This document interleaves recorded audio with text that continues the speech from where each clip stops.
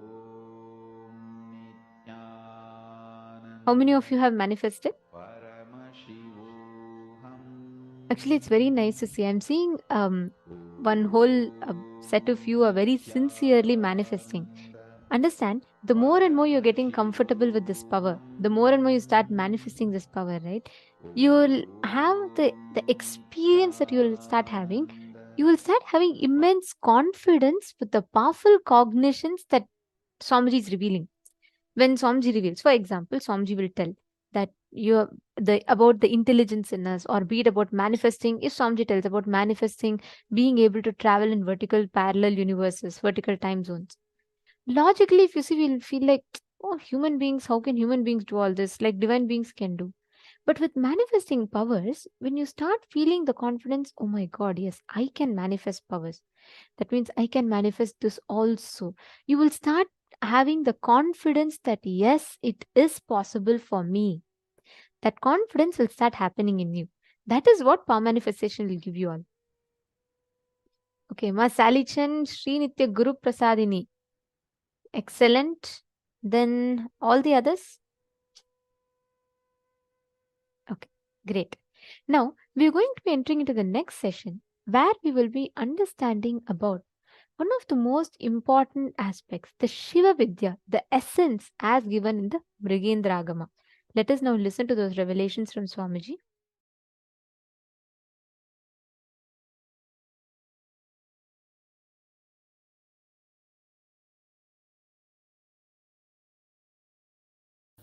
I'm going to introduce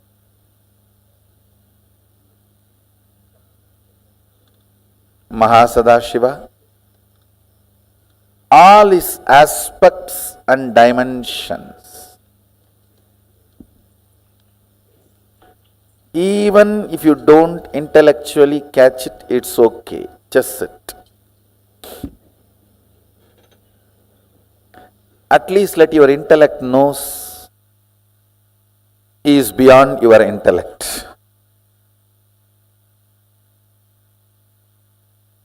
Even that is also in a way catching it.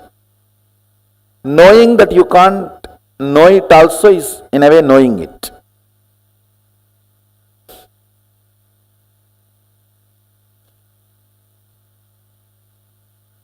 So you can see Mahasadashiva's,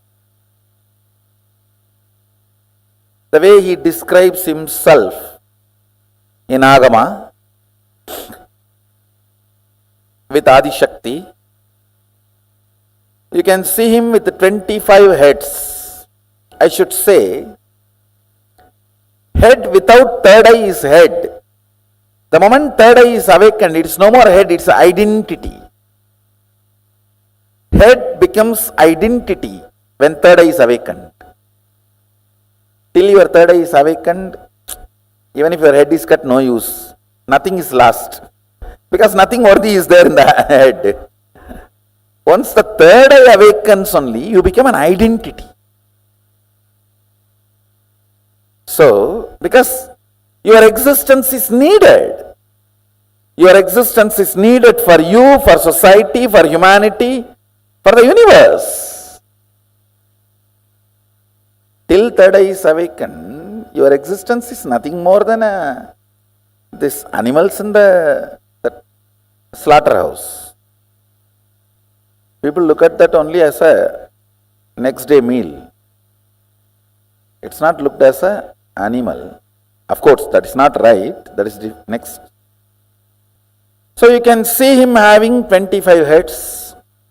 First layer 9, second layer 7, third layer 5, fourth layer 3, last layer 1.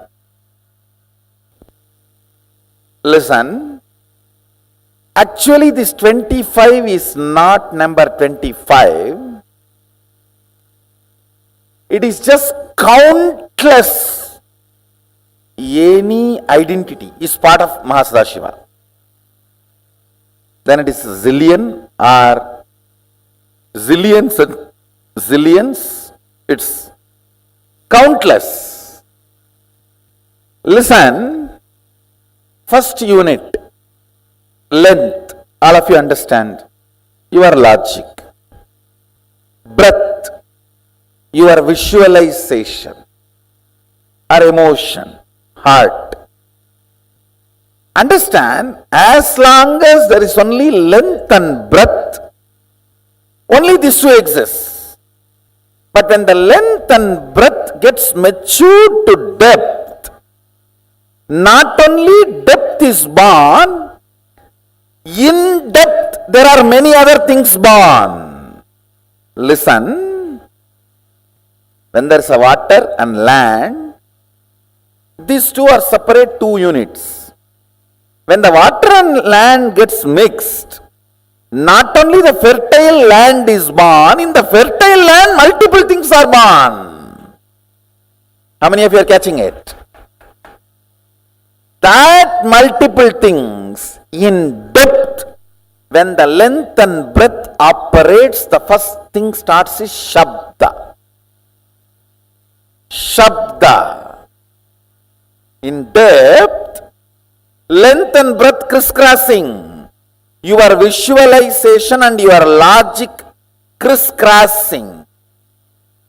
In depth manifests Shabda.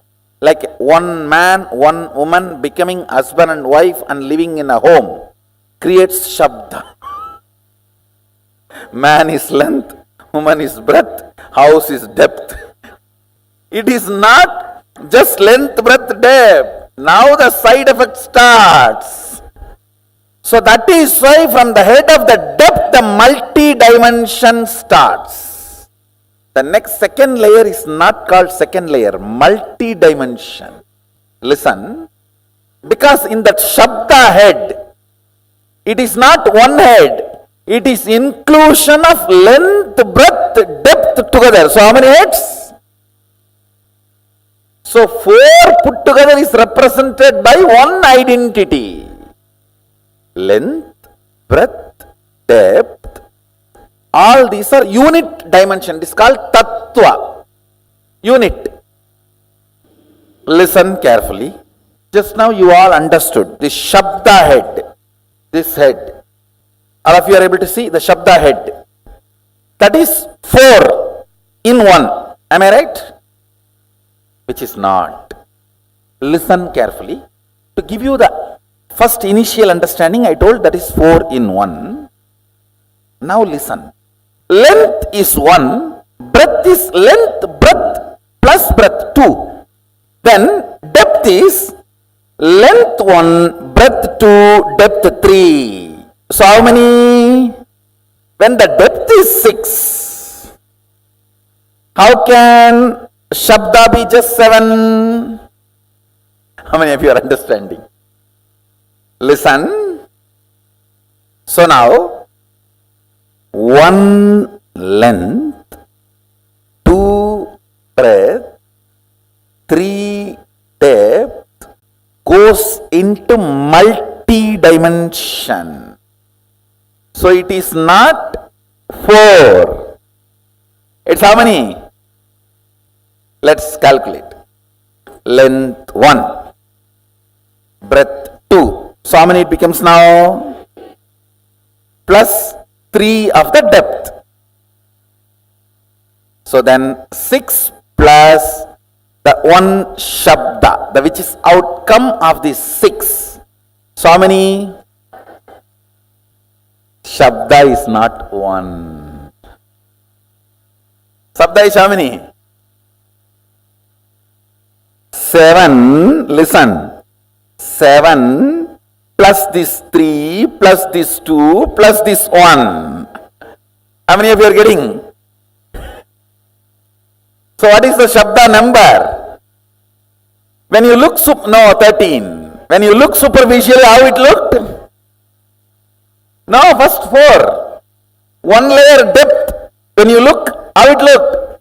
7. 1 more layer depth. When you looked only where it is coming. So the Shabda head is not 7. You see how it describes, when you look in the front, 9 faces appear. When you look in the side, again 9 faces appear. When you look in the back, 9 appears. When you look this side, 9 appears. Then It is round pyramid structure. 9, any side if you see 9, it does not mean one layer he has only 9. Understand? Come with me. In this calculation, I am teaching you depth. How universe multiplies. How life is multiplying. Shabda. Tell me now. Length is 1. Length 1. Breadth 2. Depth 3. So in depth, how many heads are there? So now, this gets into Shabda, where Shabda, when it is, see, till your child is born, he is part of both of you. The moment he is born, he is one independent entity. The moment Shabda is born, he is independent entity having all length 1, breadth 2, depth 3 as part of him. Because he has become independent, he himself has one more length, one more breadth, one more depth. Everyone is catching? So it is not plus, it is multi. Universe is multi-dimensional, not universe. The word is itself is too small. Multiverse is the right word. Now, when time is added to the length, breadth, depth, the next dimension, next unit is time. But understanding this in your cognition is very important. Time, when it is added, time is not four head together, which is not 4, which is 1 plus 2 plus 3 plus 4. Because time is born now, it is 4. Now, when the time and Shabda gathers, forms Nada. Nada means defined sound. If the time, with the time, when it forms rhythmically, it is called Nada. Shabda is wild sound. Nada is language. You understand the difference? Shabda is wild sound. Nada is language. Shabda is wild river. Nada is embanked canal. Nada Kala is pure drinking water. I'll explain about that next. It is in Nada Kala your will is created. Understand, your will does not belong to a language. Sometimes even what you don't describe will become reality because it belongs to intelligence. See, when you create a will to manifest power, your wordings will never be adequate. How many of you understood that? The word you generate for manifesting powers, your will, the words you generate will never be adequate instruction. It will be like a legal document only. Unsaid, unforesaid, foreseen, unforeseen. A person who can bring integrity to his thought current only can experience Nada Kala. Means while you are thinking, completion. Listen carefully. Listen. While you are making a will to manifest power, if you are not comfortable and complete enough about the instruction you generated, and you are feeling very unstable, little incomplete, I don't know whether I did it right and am I completely creating the, all this, how many of you are having? That is what is non-integrity with yourself. That is why insistence on integrity. You understand, integrity is not morality. It is a spiritual power. Ability to make a clear will. Hey, this is it. Leadership, integrity is one and the same. Chastity and integrity is one and the same. Listen now. I am not asking you to practice integrity as a morality. I am asking you to practice integrity to define your nada to nada kala. Means subtle purification in your thinking. Subtle purification in your thinking makes your whole body ecstatic. The Nadakala. Understand, this whole detoxification is to raise your Shabda to Nada, Nada to Nadakala. To bring you more and more integrated to your thinking. That's all, nothing else. What you want, if you can tell yourself, you can get it because you are Mahadeva. Understand? Length 1, breadth 3. How many of you are understanding? It's not 2. It is 1 plus 1 plus this one, 3. Depth 1 plus 3 plus what? 3. 1 plus 3 plus 3, 7. Because the moment depth is born, that is 3. The moment child is born, you can't keep him as you want. Because he is born out of you does not mean he will be under you. You always have this stupid thing, equating him also as equivalent to you. No, he is both of you put together and his own craziness. You never value his craziness. Understand? That is why you are shocked when you see his craziness. So now, what about time? You yourself calculate. 1 plus 3 plus 7. So what is the number? 11 plus 11. Because the moment time is born, it has all the identities of this 11 into it. Not even 11, 12. Because time is its own independent identity. How many of you are catching? What is space now? No, actually you will have to visualize clearly. 1, 1, 1, 1, 1, 1 and count. By the time coffee has come to mind, no, come back.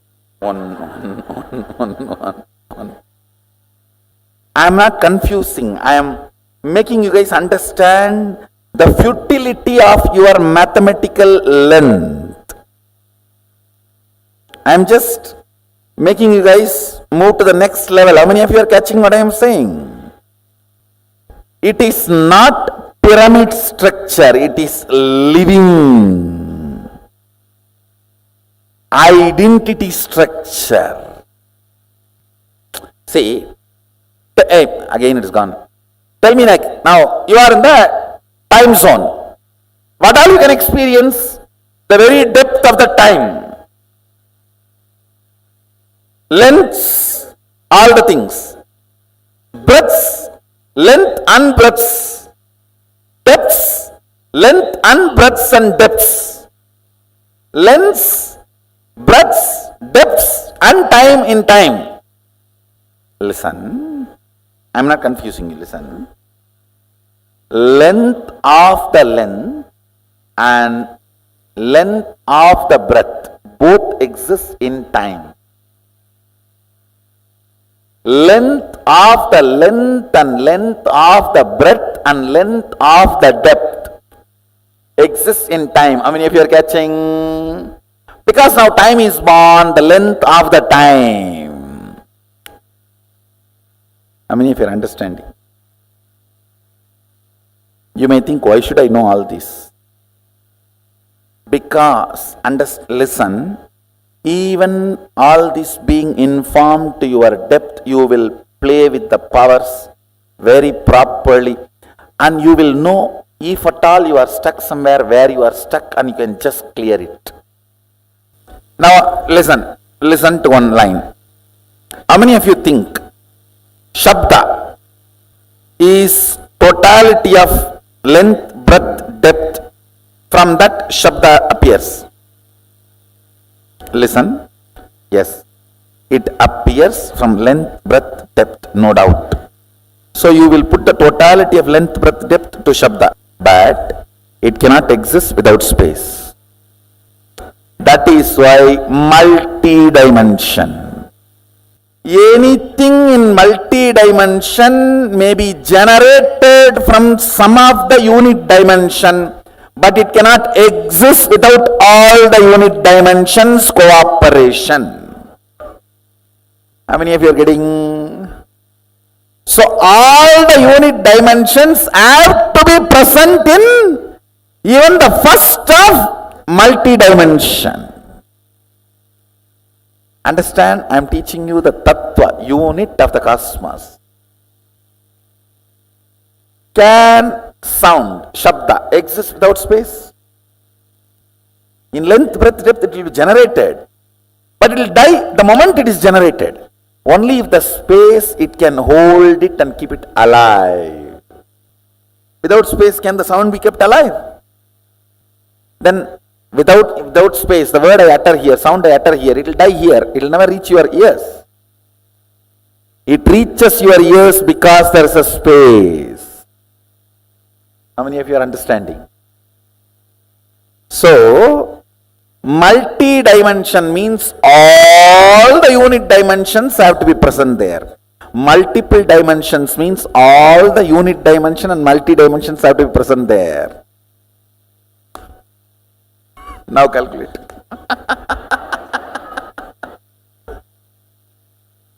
You are contemplating on Mahadeva and his glory. Understand?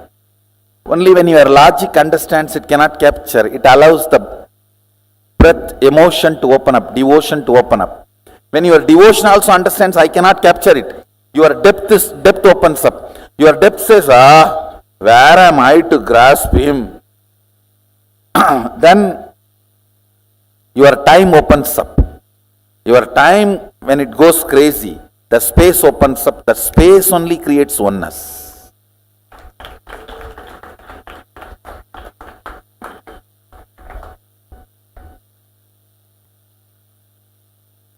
Listen. Engaging with infinity is not to measure it, but to get disappeared, dissolved into it. So till you dissolve into it, you have to engage with it. You cannot say, it is infinity, so I am sleeping. No. That is not. You have to calculate now. You have to engage with infinity. It is infinity, I came to conclusion I am sleeping, is Vedanta. No. In Agama, you engage with infinity. Each of you, the numbers you arrive, that many number of powers you are going to manifest. Then decide. Engaging with Mahadeva. He is proposing, will you become me? Understand, engaging with Mahadeva, engaging with infinity.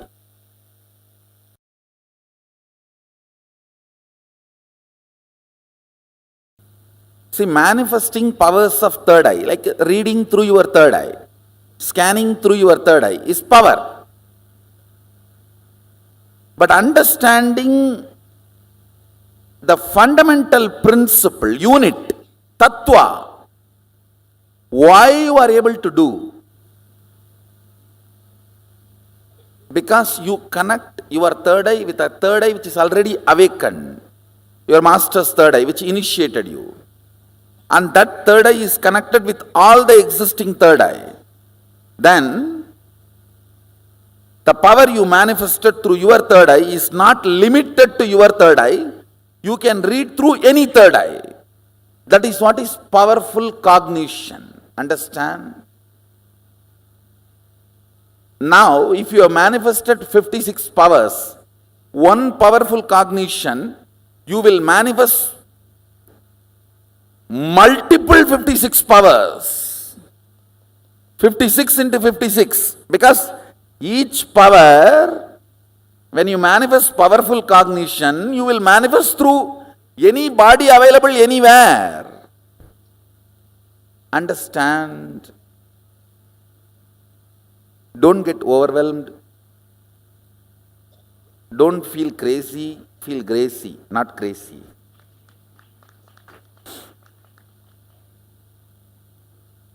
Don't feel this is too good to be true. Yes, it is too good to be true, but true. And don't come to the conclusion, these are all not for me. Even first power I am struggling with. Where is all this? Understand? Sometime you may not manifest in even one power, but one powerful cognition will crack in you and make you manifest all the powers, because you may be a person of length.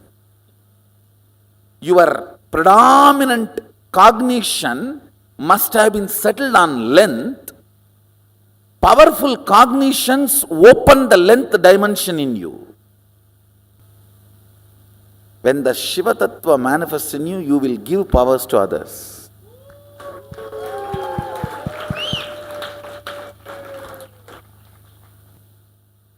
Powerful cognitions are the highest software with which your life needs to function.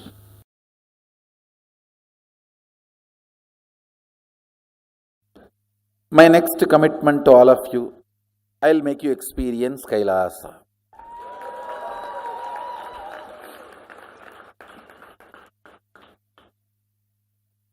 The very light of KAILASA removes all the blind spots in the beings.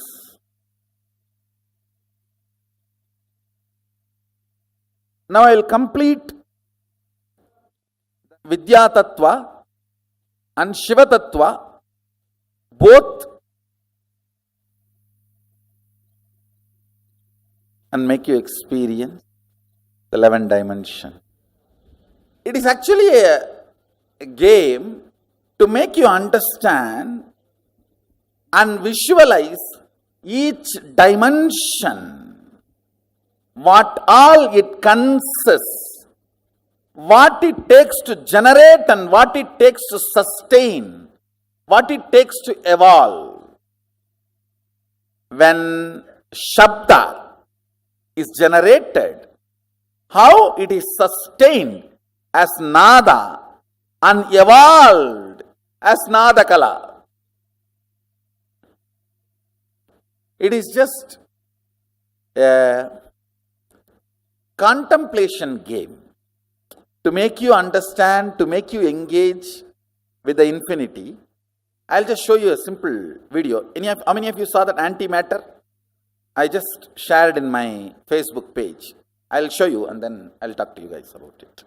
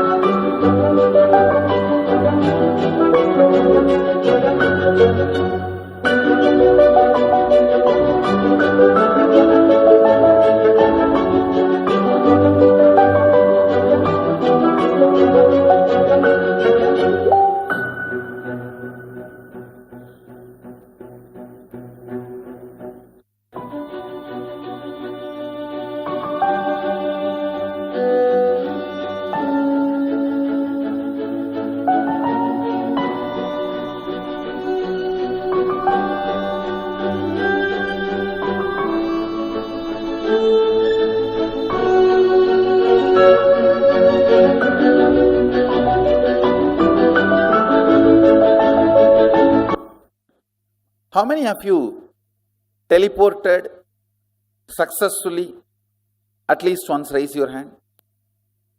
All of you already produced antimatter.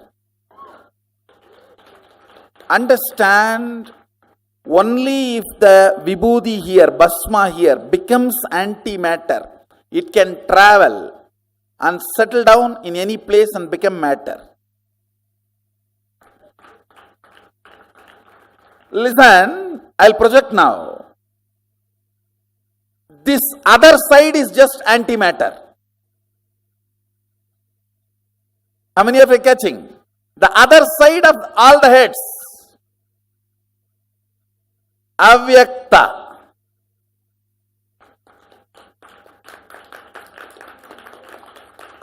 Understand?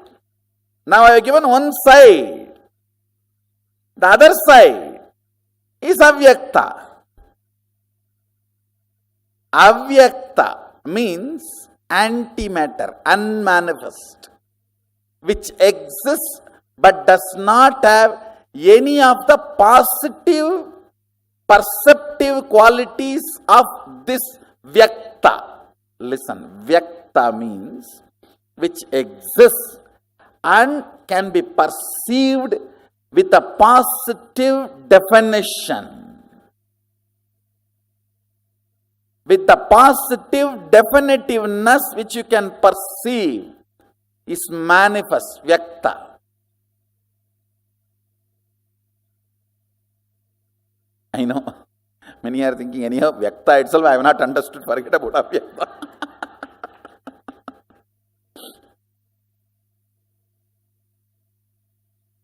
ஏண்டா மேக்ஸில் 100 mark வாங்கினேன், இங்கிலீஷில் ஏண்டா 20 mark வாங்கியிருக்க, அது பக்கத்தில் உட்காந்து எழுதுன கேள்றா, என்ன ஏண்டா கேட்குறேன். Means one father is asking his son, in maths you took 100 mark, why in English only 20 mark? Father, you should ask that to the fellow who was sitting next to me and writing the exam, not to me.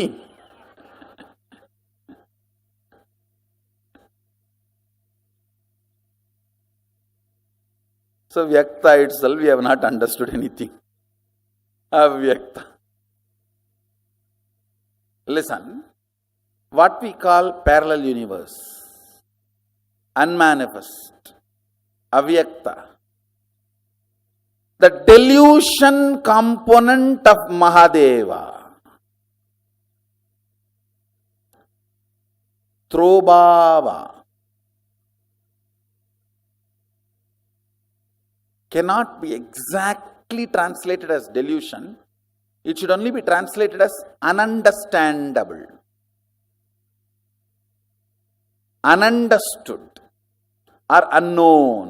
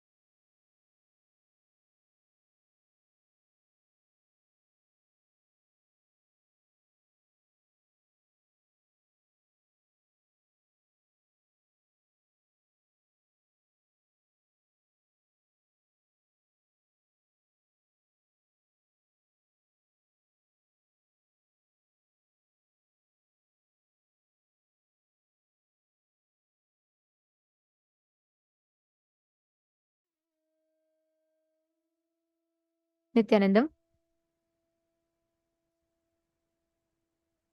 Understanding this one truth about how awakening the brain grooves in your inner space, awakening, activating the brain grooves, and how you can cognize Paramashiva just by cognizing Paramashiva, how you can awaken your brain grooves. Just the way Swamiji explained, right? The unit, multiple, and Shakti. Where Swamiji is explaining about each phases of Paramashiva, length becoming breadth becoming depth. Along with that, Shabda gets generated. Then when depth becomes time, depth and time merges, Nada gets generated. Such an amazing truth, right? And along with Nada, Bindu gets generated. Bindu Kala, and Atma Kala. So Amrita Kala, sorry. So in space, we get the 5 aspects generated in us.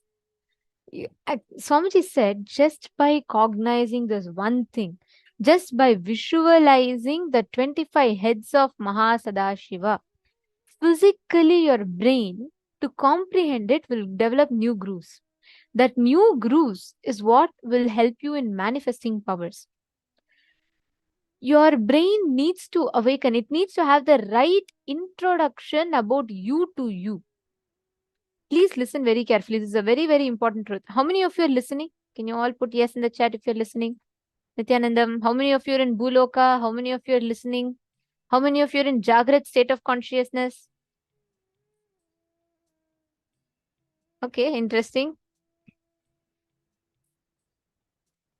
Come on. All of you, please settle down. Come in front of the camera, please. Nithyanandam.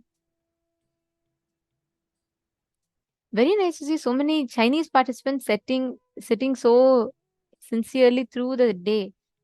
And even despite your night time, so many of you sincerely sitting. Very nice. Okay, Ma Jyotikonda, Nithyanandam. Okay. See, listen very carefully. It's very important that you have the right introduction about you to you, within you. Cognizing Mahasadashiva, understanding the different phases of Mahasadashiva will make you force, literally your brain will force itself to develop new brain grooves. Because you cannot cognize Mahasadashiva with your normal limited logic. Just every moment, how you introduce yourself to you matters. How, based on what you identify yourself with. That really matters a lot. It's a small story. A small child once goes to her mother and asks, "Mom, how did human beings happen?" Mom looks at a child and says, "Oh, that's very simple. God created Adam and Eve and they created kids. They created more kids and those kids created more kids. And that is the way human beings have come." The child was excited. But after a few days, the child forgot. Again, the child goes to her father and asks, "Dad, how did human beings come?" The dad says, he takes the daughter and he says, "Look, very simple, dear. Human beings came from monkeys long, long time ago. In the olden days, there were only monkeys all over on our planet. There were no people. The human race evolved from the monkeys." Now this girl gets thoroughly confused. She's like, "What? When I asked mom, she said we all descend from Adam and Eve. When I asked dad, he says we're all evolved from monkeys." She's thoroughly confused. So she decides to go back to her mom and she decides to ask. She goes to her mom and says, "Mom, you said God created Adam and Eve and then the human race happened from them. But dad says that long, long ago there were monkeys and we came from them. Which is true?" Mom laughs and she says, "Very simple, dear. I told about my side of the family. Your dad told about his side of the family." Understand? You can see yourself as a divine or you can see yourself as a monkey. But never forget, whatever you cognize yourself, it is your choice. You knowing about Mahasadashiva, you can either think, "Oh, this is my grand introduction." Or you can think, Oh, this is just about all the things that is, that's all. What is it? How is it relevant to me? Both ways, it is your choice. What you choose to cognize, how you choose to understand is totally up to you. But listen very carefully, be very clear, understand, cognizing Mahasadashiva in you. The Atma Tattva, Vidya Tattva, the Shiva Vidya that happens in you, it literally gives you the awakening, makes you deeply cognize about your existence as Mahasadashiva, and it empowers you, makes you understand the various aspects through which you can manifest Mahasadashiva. So every time you listen to this, either you can think, oh my God, what is all this Shabda, Bindu, Bindu Kala, Amrita Kala, Nada Kala? What is Swamiji talking? It's going all over my head. I can't do this. That's up to you. It's like cognizing human beings as evolved from monkeys. Or do you want to cognize yourself as Paramashiva, the descent of the super consciousness? Because you are an extension of Paramashiva, you have the right, not just the right, it is imperative that you know about. So that's an amazing truth that Swamiji is gifting to us. The whole Shiva Vidya, actually, Shiva Vidya is given only to the most intimate disciples. Even Paramashiva gives Shiva Vidya to Devi. He makes Devi sit on his lap and he literally teaches into her ears. This is the ultimate secret. Understand? Identity means head with the awakened third eye. When your third eye is awakened, your identity gets complete, the real identity. Now, I'm going to give you all a few minutes. Can you all see this picture? And can each of you please count in each layer how many heads are there? And please, could you all write it down? The arrangement of 25 heads.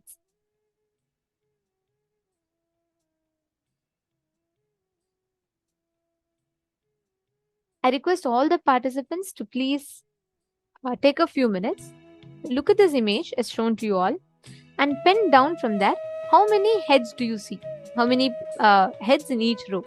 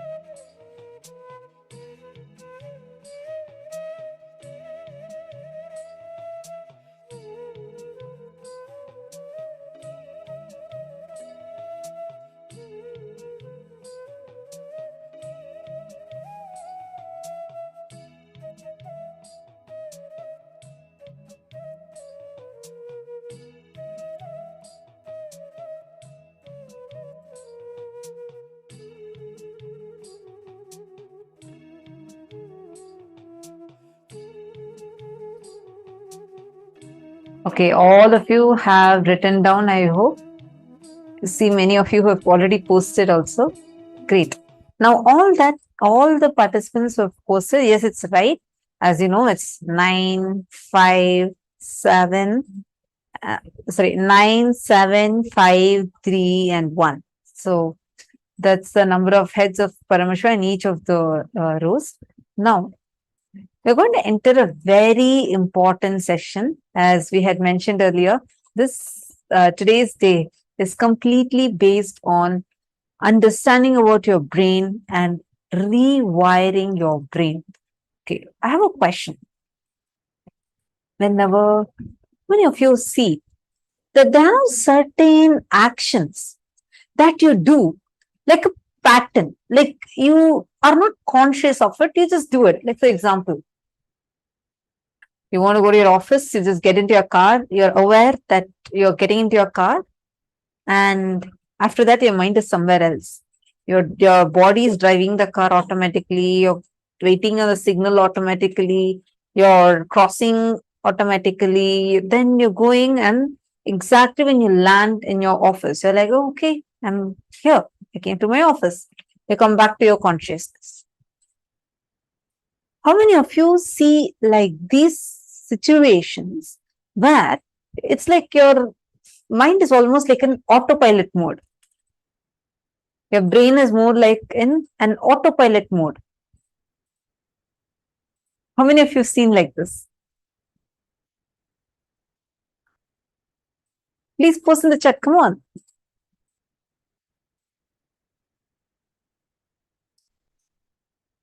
Great. Now, why this autopilot mode? It's not that it is wrong, but there are many patterns that are stored in this mode. Like, for example, you wake up in the morning, you take your toothbrush, like you just go, you're still half asleep, still not completely even out of the dream. You're still thinking about the dream that you just had. And automatically your body is going to the bathroom, you automatically pick your toothbrush. You're not aware, your hands are putting the toothpaste and you are brushing. You're not aware of it. You're thinking of something else altogether, probably thinking what I'm going to be doing today, or just thinking, oh, probably I should have a little more extra sleep. But your body is doing its work. Why? Because the thoughts that we are carrying or the actions that we do, all of these, the brain is continuously sending signals to it. You're listening now? Are all of you listening to the session?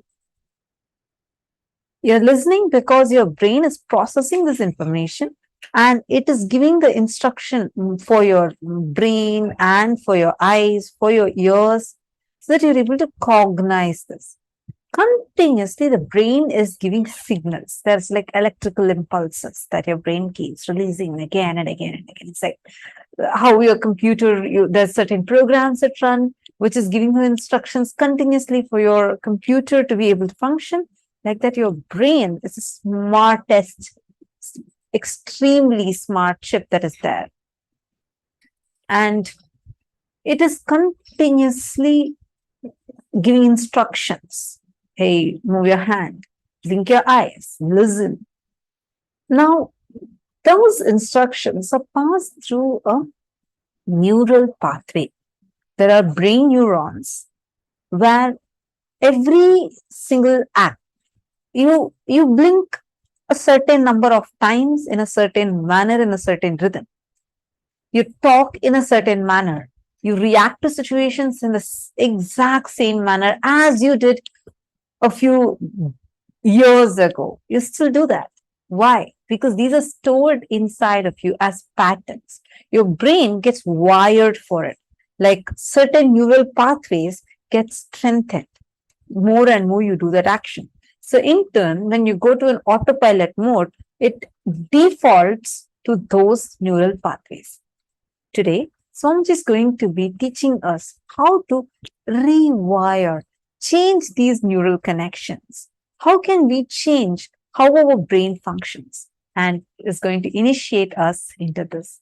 Let's now listen to the revelation on rewiring of brain.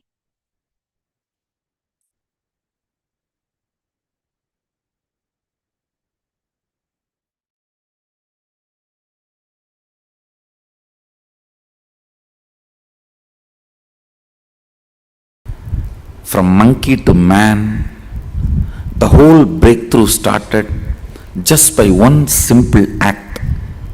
One monkey started walking with the two legs first time. Surely he must have felt very awkward. Other monkeys would have made fun of him. They would have teased him. A lot would have happened. They would have even boycotted him from the community. He would have faced social boycott, whatever. For some reason he decided to walk with two legs. Understand? That brought the first breakthrough. When monkey started walking with the two legs, the intense blood flow to the brain started going with less speed. Less speed means more possibility for the subtle grooves to develop. More subtle grooves means more subtle activities, possibilities opening up. Means more subtle abilities manifesting.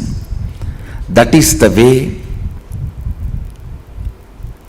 the perception of consciousness became possible for the brain. Understand?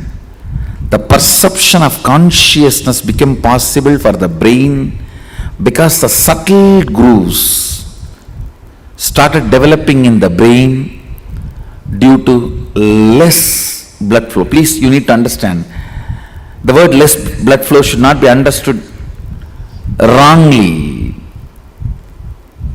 The speed and the force gushing, all that was less, but whatever is needed continued to be available. It is this simple act made the breakthrough of monkey to man possible.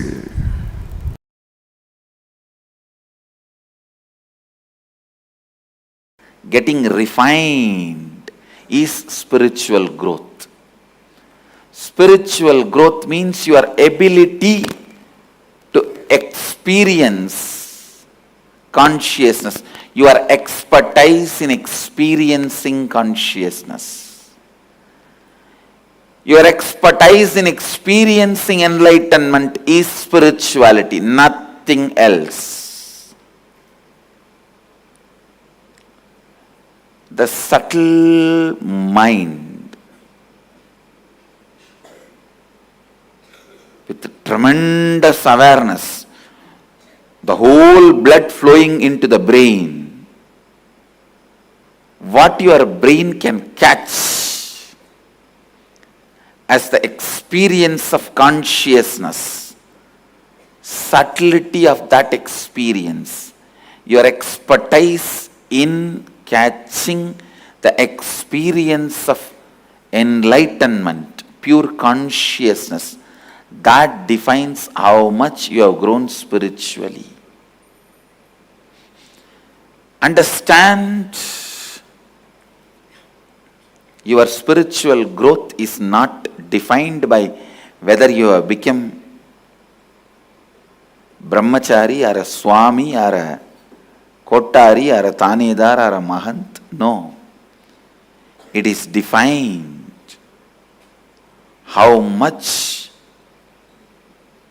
you can catch the experience of consciousness, your expertise, the ability of your brain's power, ability of your brain's expertise, the subtle grooves of your brains, its ability and expertise to catch the experience of consciousness. The experience of consciousness, that makes that makes experience of that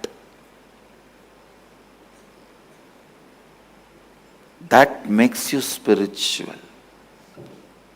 I tell you, all spiritual practices are just to develop that subtle brain grooves in you to catch the pure consciousness. Whether you sit in the banks of Ganga in silence in Haridwar, or you sit in the silence of Manikarnika, Mahasmashana in Varanasi, or you sit in the silence of Gomukh, Tapovan, understand, when your brain grooves, the subtle brain grooves, are able to catch the concept of consciousness, the spirituality is awakened in you. It's beyond body, mind.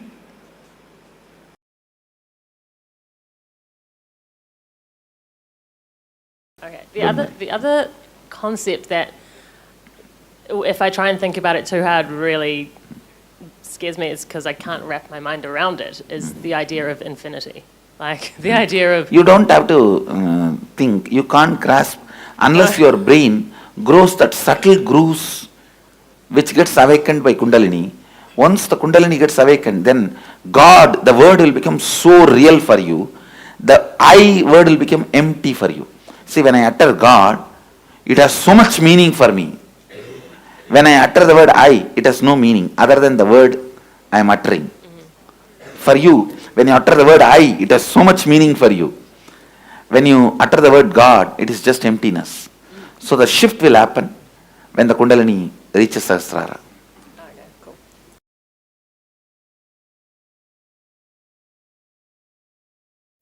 Every object creates some subject in you. When you see even the photograph of a food, well organized, idli, chutney, sambar, gongra, urga. If you are a non-vegetarian person, all those non-vegetarian items, the moment you see the photograph, something is triggered in you. It's one small example I am giving. I can give hundreds of examples. Whether it is food or lust, anything, or sacredness, even sacredness. If you are habituated to praying to a God, if the moment you see his deity, something is created in you, awakened in you. So each object creates certain subject in you. And if there is an object which has created awakened subjective truth in me, I can use that same object to awaken that same subjective truth in you. Master is a person in whom the subjective truth has become reality. Shivoham, the highest subjective truth, becomes reality, and whatever objects made that experience is reality in him, he can use that and make even your subjective reality awakened. He can give you also the same experience of Shivoham. Listen, whatever experience he achieved, he can awaken that same in you. Understand the subjective truth Shivoham can be awakened by the external help like yantras, mantras and Kundalini initiation. I am introducing this science to the world.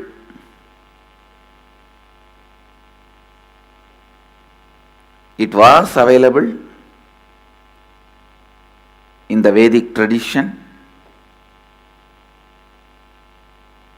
but to this planet I am introducing now. It's not that all the Vedas were revealed to, all the Vedas are revealed already to human beings. This science of using sound, the science of using simple lines to awaken yourself and awaken others is such powerful science. See, subjective truth is the base on which your life should be built. Subjective truth is the foundation on which your life should be built. If you do not build a conscious subjective truth like Shivoham, the ultimate truth, unfortunately you will be building your foundation, your life on your low inner image, incompletions, your fear and your greed. On your fear and on your greed, you may start building your life. First, choose conscious inner image. Shivoham. First, choose conscious inner image. Shivoham. Please understand, enlightenment is building your life on the right foundation, subjective truth. It is on the right foundation, subjective truth. Cherish Shivoham again and again. Strengthen the truth Shivoham again and again. Live the truth Shivoham again and again. Meditate on this great truth again and again. This truth Shivoham, once it gets rooted in you, doesn't allow your inner image, mamakara, to weaken you. It doesn't allow your inner image, mamakara, to weaken you. Understand? I'm just trying to get the right words.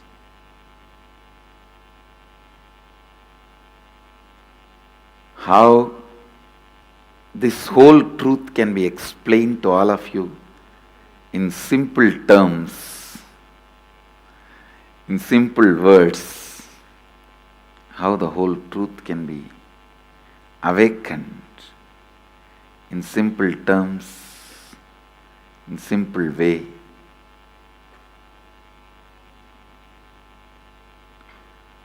understand subtle grooves of your brain when it starts understanding the happenings inside you, it can understand any mathematics, any science, any chemistry, any geography, any history. See how you remember your past, the same way only history is written. That is a formula of history. How you remember certain facts, exaggerated, certain facts neglected. Same way, mathematics. What all the basic understandings you have to add, subtract, multiply, divide. If you can grasp the happenings inside you with a subtle sensitivity, you can grasp any happening outside. As I said, whether it is geography or mathematics or history or science or chemistry, biology, everything in the outer world you can understand if you can grasp the subjective truth.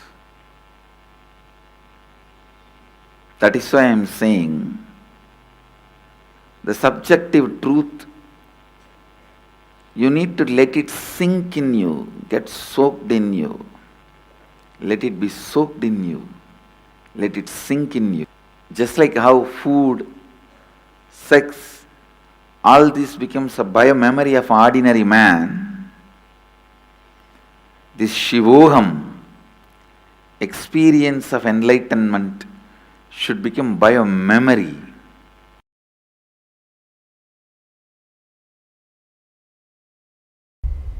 All these transmutation processes, the word may look too big, so don't worry, means balancing the system and awakening the whole consciousness to your whole body is what I call transmutation processes. Means some parts of your body becomes insensitive to the existence because of the job it is doing, like a feet, because of the continuous walking, it becomes insensitive. Your cheeks, how they are sensitive, they don't become, they lose sensitivity to the reality. But for the complete Kundalini awakening, your whole body needs to be alive and experiencing the reality and ability to experience the higher consciousness.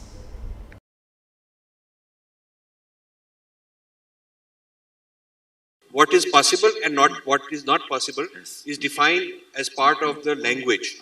Rajaji, from my experience I tell you, all the people whose mother tongue is the language with multiple option words, for example, just for this one, Sanskrit may have 300 words.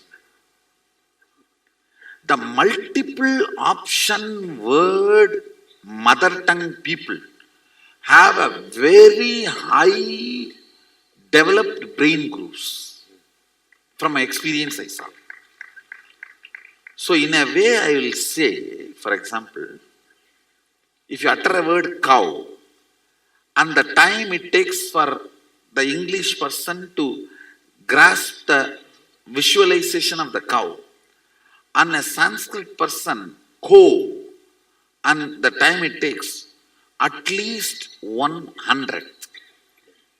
Means the person who knows the Sanskrit catches it less than 100th time with a more precision, because the words there is wide option.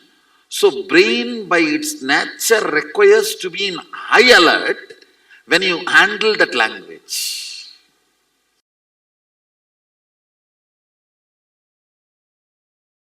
through the 5 phases. Paramashiva does manifestation, maintenance, rejuvenation, pulling out of delusion and liberation. Satyojata, Tatpurusha, Vamadeva, Ahora, Ishana. These are the 5 phases.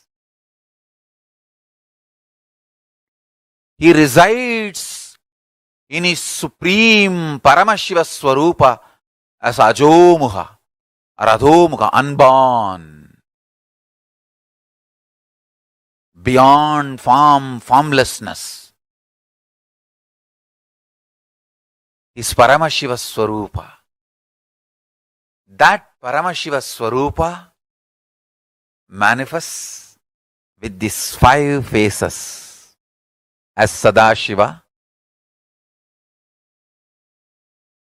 Tatpurusha, Vamadeva, Ahora, Satyojata, Ishana. 5 phases he manifests and does the Panchakritya, Srishti, manifestation, Sthiti, sustenance, Samhara, rejuvenation, Trobhava, pulling out of delusion, Anugraha, liberation. Understand? He does all these 5 jobs.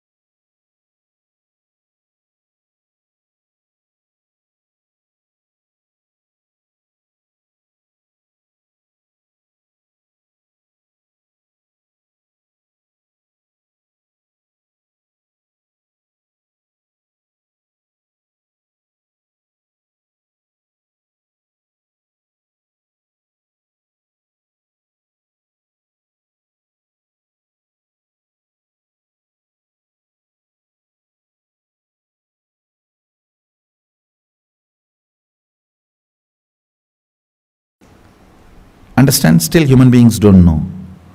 To store electricity without reducing its intensity, it is still a blind spot for human beings. Because from the ancient texts, when they translated and tried to grasp and grab, these guys who were trying to grab and grasp, their brain was not that evolved. The brain grooves were not that evolved. Understand? Only a brain grown in vegetarian body. When I say vegetarian body, at least last 3-4 generations the body should have been vegetarian. Understand?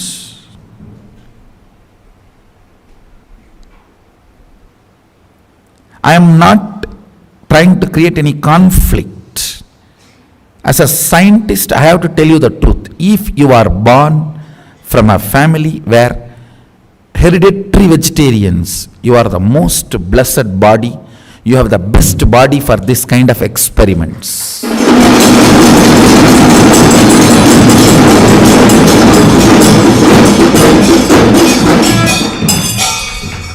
I am telling you. I am not trying to put others into depression, and I am not trying to put others into low mood and all that. When I need to reveal the truth, I have to reveal the truth. If you are born from a vegetarian family, at least where few generations they were all vegetarians and you are also a vegetarian, I tell you, if the Vedas are inserted into your system, the agamic circuits are inserted into your system, without any blind spots, it becomes reality. I tell you, all the Hindu gods and goddesses, their forms are nothing but the circuits seen by our rishis when they manifest those powers. The light circuit appears in the brain. For example, the knowledge, the light circuit appears in their brain is Mahasaraswati.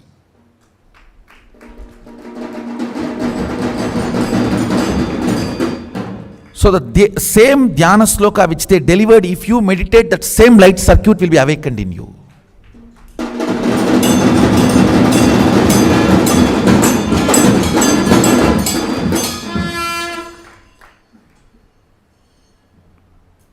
That is why the dhyana should be done with the dhyana sloka, not some shunya.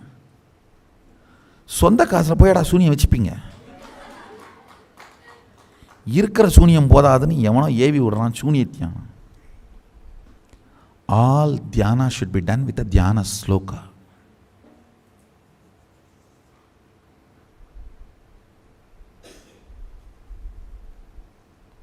Anybody who does dhyana without dhyana sloka falls into shunya, depression. The shunya meditations are the most dangerous. Never get into that, as if already you are not depressed.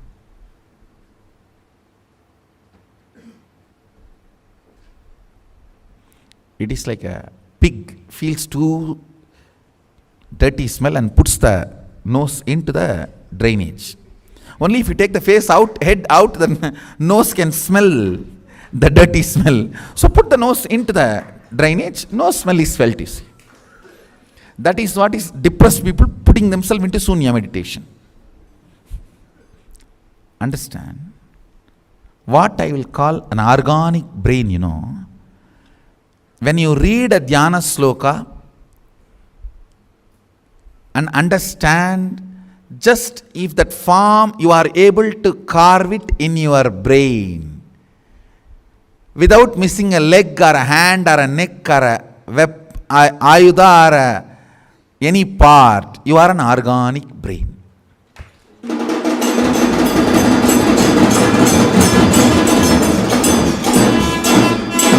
Just you recite the dhyana sloka and you are able to just visualize and keep the visualization alive. Your brain is organic brain. Even Nirahara Samyama helps in a big way to make your brain into organic brain. If you do Nirahara, your ability to retain that energy circuit of dhyana sloka in your system drastically goes up. That is why upavasa during the vratas, and as you are asked to meditate with the upavasa, with less food or less job for the stomach, you will be able to, your brain is capable of retaining the energy circuits and manifesting the powers.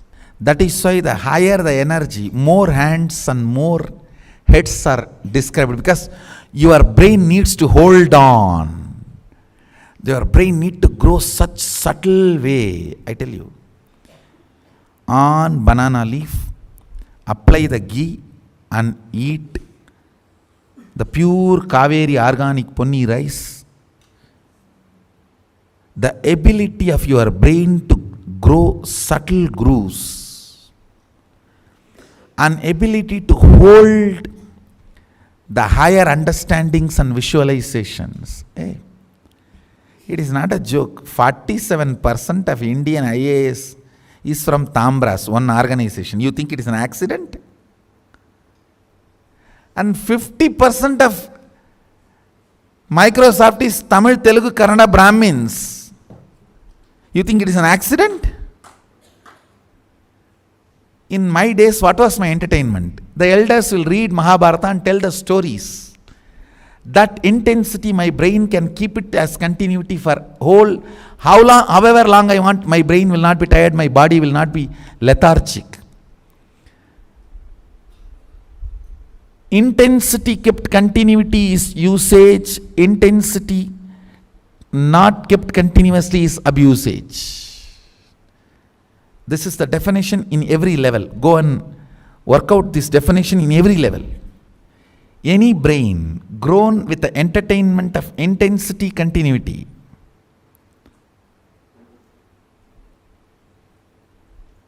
thanks to late invention of television.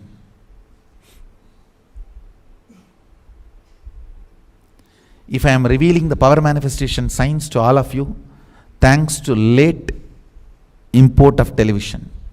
Our kids should be taught by reading the Dhyana Sloka, visualizing the deities.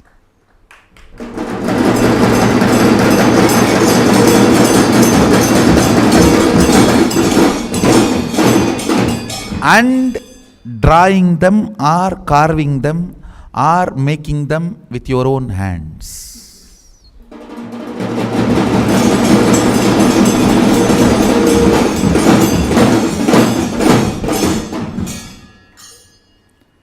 Biology is you, chemistry is the Dhyana Sloka and visualization, making them or carving them or painting them is physics. And I tell you, whenever I made deities out of clay, my body shapes will get shaped in the same way I have seen.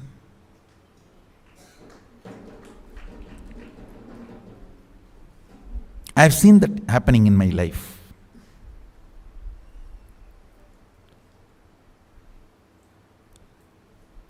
So just reading the Dhyana Sloka or seeing the statue, imbibing it in the brain and reproducing it back, your body will get carved.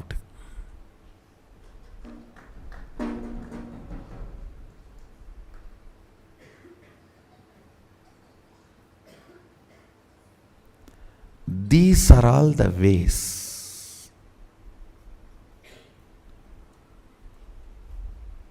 Basic education is this only. This is what is called primal education, not primary education. Primal education.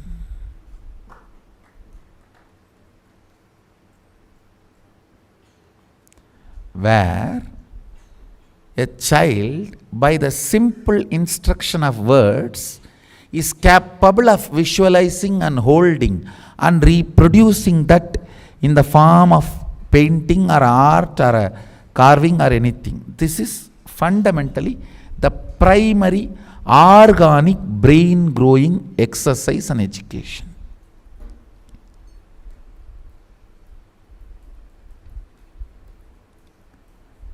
This kind of brain can cut across chemistry, biology, physics, anything, geography, anything.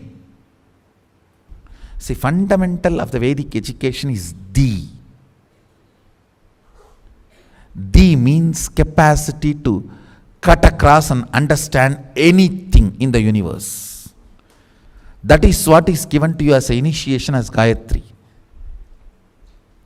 Bhurvuvasvaha tat saviturvarenyam Bhargo devasya dhimahi diyo yo na prachodayat.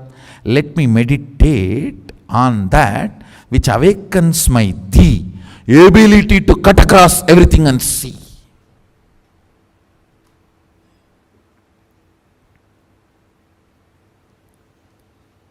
If you are given this Gayatri by the brain which cognizes the intensity and continuity is one and the same, you are blessed.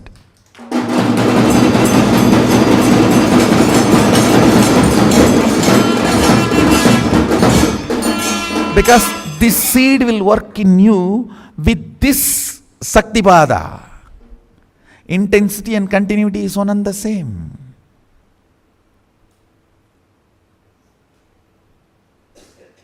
Understand? Even if you cognize intensity and continuity is one and the same, almost 99% of your psychological mental problems will go away. All the depression will go away.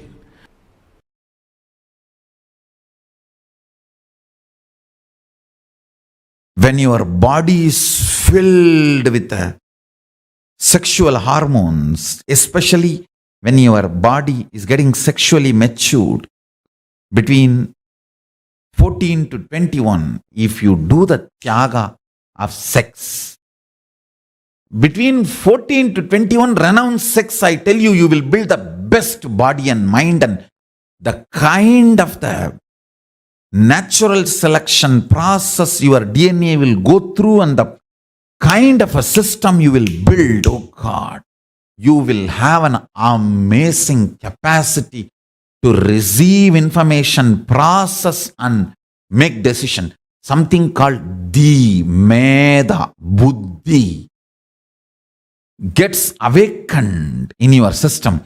Brain develops some most subtle grooves which receives information from multiple direction, processes them and reveals the reality and gives you the decisions, I tell you. Anyone renounces sex and sexual fantasies between 14 to 21. I am not saying renounce for your whole life, no. I am only saying at least 14 to 21. Renounce. Your DNA will go through its natural selection process with a quantum jump. It knows what kind of a jump it need to take, especially the cognition with which you sacrifice sex.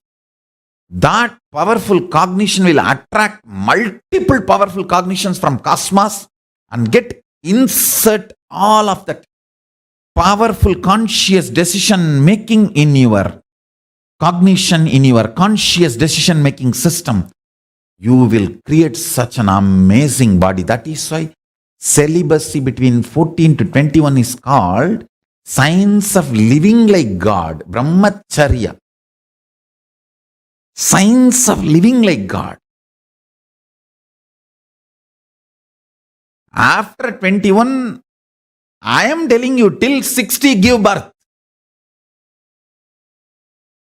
3 kids per 2 years. Need to give more birth. I am not saying be celibate forever. But this 14 to 21, when that whole gushing happens, you see, your internal organ, intra-organ, everything develops the way it is going to respond. That it's almost like your inner software gets written.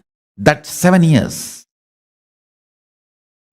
During the time tyaga of sex does something extraordinary to your body, internal organ, intra-organ, and superconsciousness.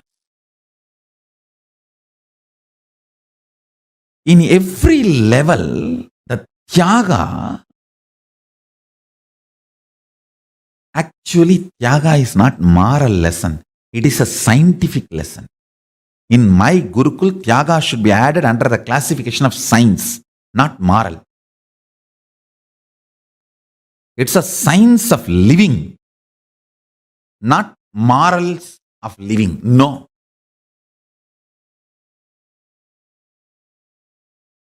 The best body, best mind, you manifest with Tyaga. Understand? Between 7 to 14, body develops. Unfortunately, nowadays, even by 10, boys and girls become physically matured. So when I say 14 to 21, I meant in those days. If I have to precisely tell from the time you are physically matured to 21, that's the way I should put it. Because nowadays kids become physically matured due to the altered food and various reasons and social pressure to become sexually active, all that stupidity. By 10, they become sexually matured. From the time you become sexually matured till 21, every time you sacrifice the pleasure and visualization of sexual experience in multiple level, not only not allowing the pleasure, not allowing the fantasy, not allowing the pornography being fed into your system.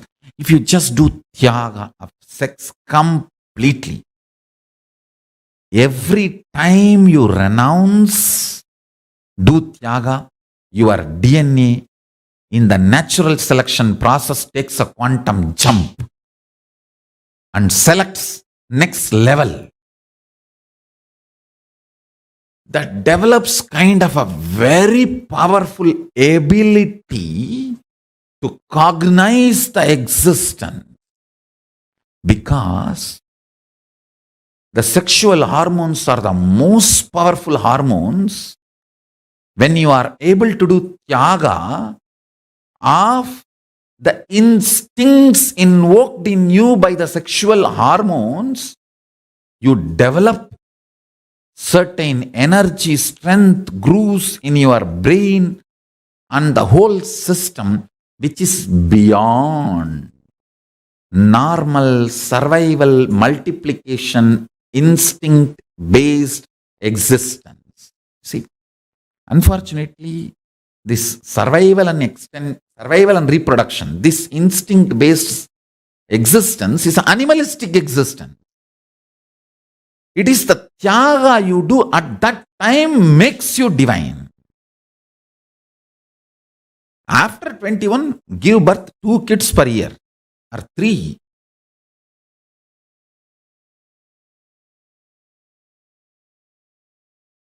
It is necessary you to evolve a brain, completion, patience.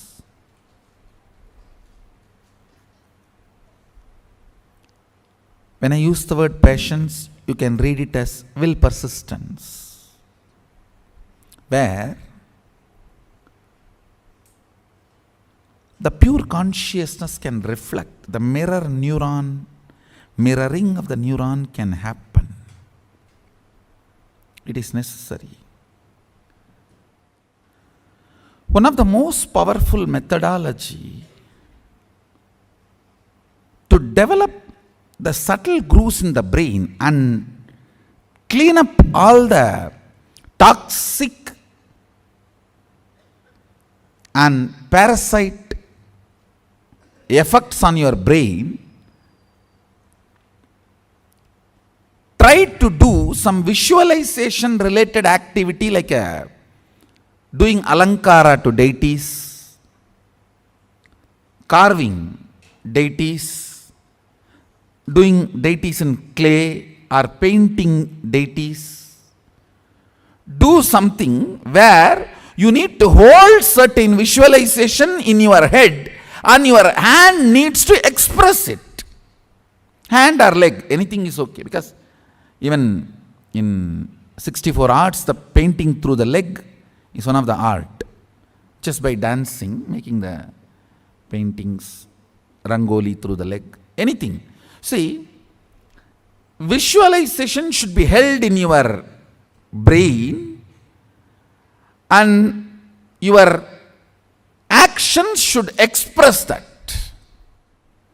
If you talk to my mother, she will tell that at least 300 to 400 clay deities I have made with my own hand. My mother used to scream. Now she is very happy I have done all that. In those days, she and my grandmother both will scream because I will not eat. Once I sit to do that, sometimes for 1 week I will not eat.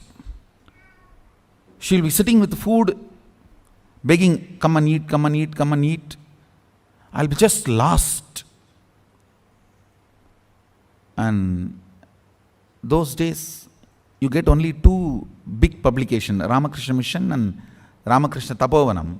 Ramakrishna Math has published Chandi, Devi Mahatmyam, the book name is. There all the Dhyana slokams of Devi will be there. I was actually a fanatic Shakta. You guys cannot believe.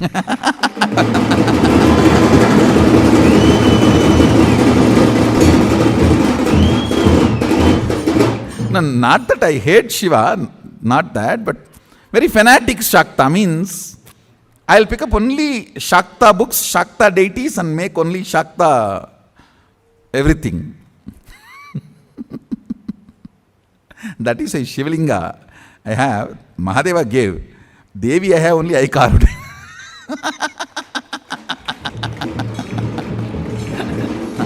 All the lingas I have, not a single linga I made. It's all given by Mahadeva. All the Devi I have, I carved it.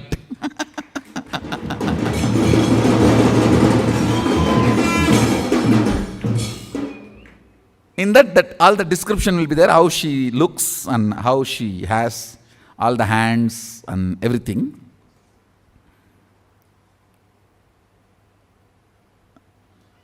I'll get Ramakrishna Mission books. In that only the Dhyana Sloka and the Tamil meaning will be there. And after making, I'll get Gita Press books. Gita Press Chandi will have the diagram also. I will not see the diagram before making. I'll read and make the deity, and then with the Gita Press book, I'll verify whether what I made is right or wrong.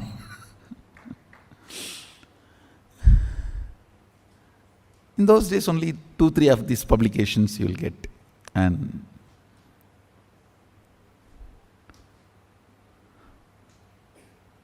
all this really helps a lot to understand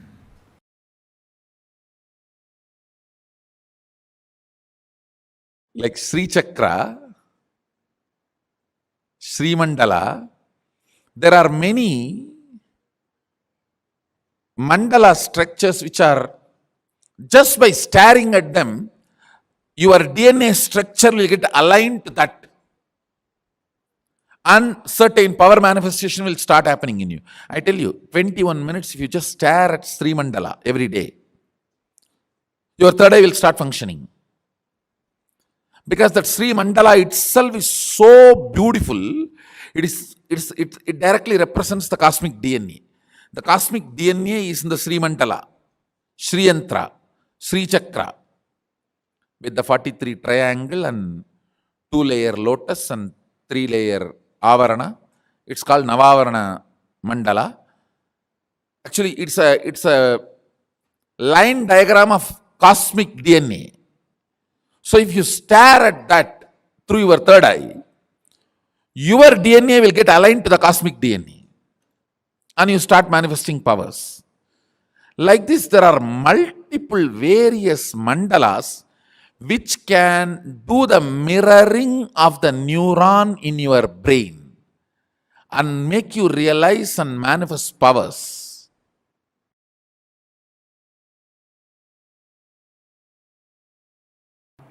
I should tell you, biggest enemy in your life is taste for anti-life.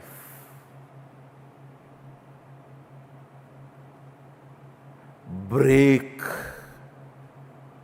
Every time you go through anti-life taste, every time when your mind is trying to tell you, this is the way I am, what can I do? How can anything move? What can anything happen? No! You are not yet end. That's the good news. You are only a seed. As long as you consider you are only a seed, you need to manifest your Sadashiva. Because, understand, Sadashiva constantly considers himself as the seed which need to manifest, yet to manifest, yet to manifest. Even after manifesting this whole Jagat.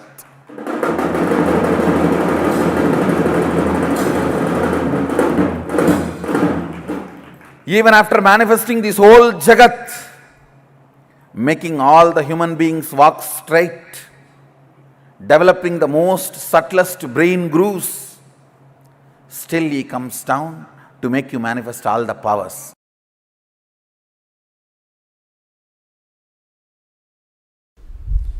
Recognizing makes you manifest the state of Sadashiva. Understand? State does not need to be achieved, you have it. If Sadashiva is 100 unit integrity, you have 100 unit integrity. He is integrated to Turyadita, you are integrated to Sushupti, that's all. But the integrity unit is same. Recognizing the integrity to Turyadita builds an extraordinary, beautiful brain grooves. Is equivalent to recognizing $1 billion is more worthy than the bag full of pennies. That recognition is what I call recognizing.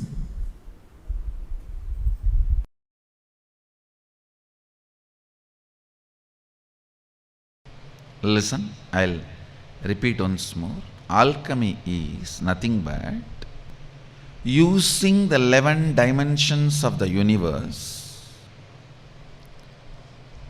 tuning the 25 states of consciousness and achieving, radiating the 5 aspects of Sadashiva.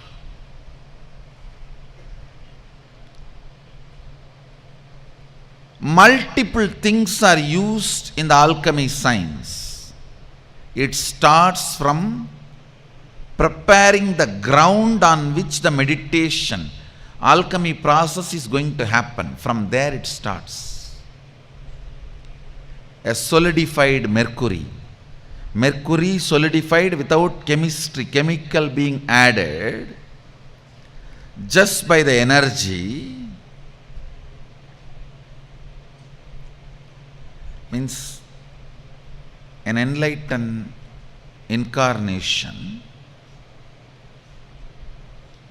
his body is capable of dismantling any molecule and assembling it as any other molecule in any place and space and time he wants.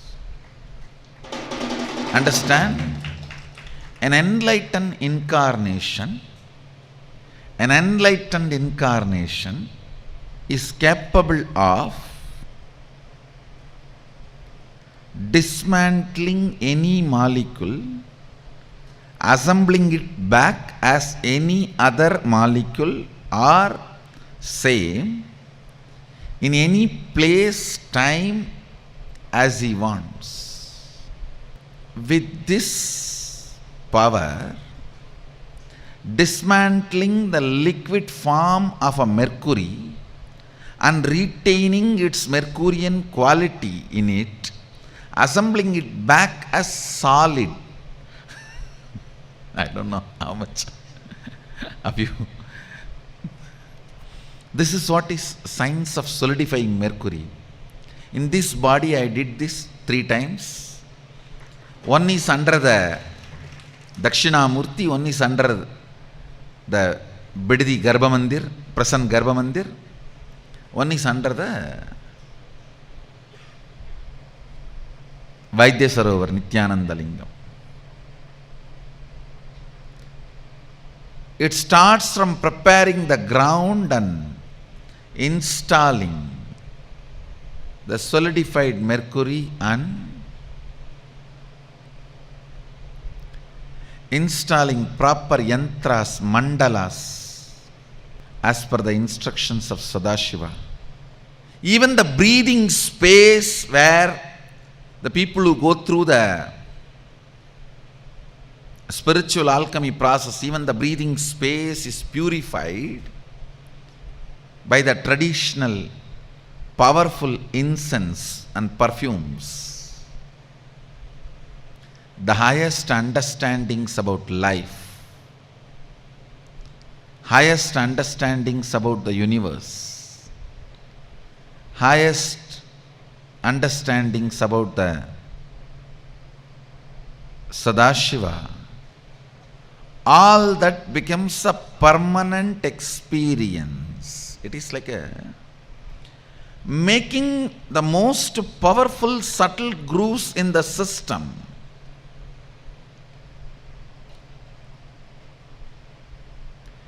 Making the most powerful subtle grooves in the system, which can retain the subtlest but most powerful experiences of Sadashiva and goes on radiating it.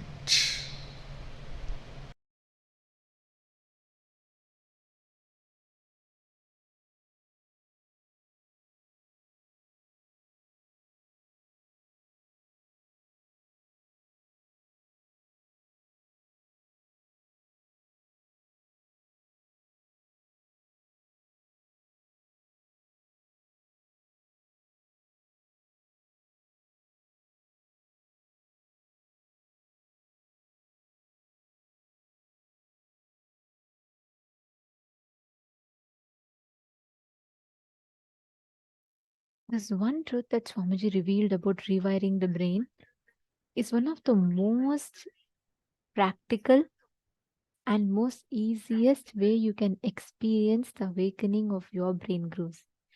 And understand the ways that Swamiji revealed this truth, right? The experience, the manifestation of this experience, the paratva, actually awakening the brain grooves. When you manifest powers, when you manifest the powerful cognitions, the experience that happens in your system, inside your system, is awakening of the brain grooves. Literally, your brain expands, your whole brain feels alive, awakened. That experience is what happens when you awaken the brain grooves in you. And what Swamiji revealed in this session for all of us, such a beautiful, like only Swamiji can map amazing truths in the most beautiful way. Like Swamiji said, the spirituality is defined by how much you can catch the experience of consciousness. Your expertise, the ability of your brain's power, the brain's expertise, subtle grooves of your brain, its ability and expertise to catch the experience of consciousness. That is why, if you see in our Vedas and Agamas, all Gurukuls, all the education system everywhere, it will be centered on giving the experience of mapping the brain grooves, like awakening the brain grooves by seeking to people. If you see, that is why how much ever people experience, all the experience that people have regarding this, it will always be experiencing seeking, ultimate seeking in them. Can I request each of you to take a minute or two and post your powerful cognitions in the chat, please? Just take a minute or two And please post.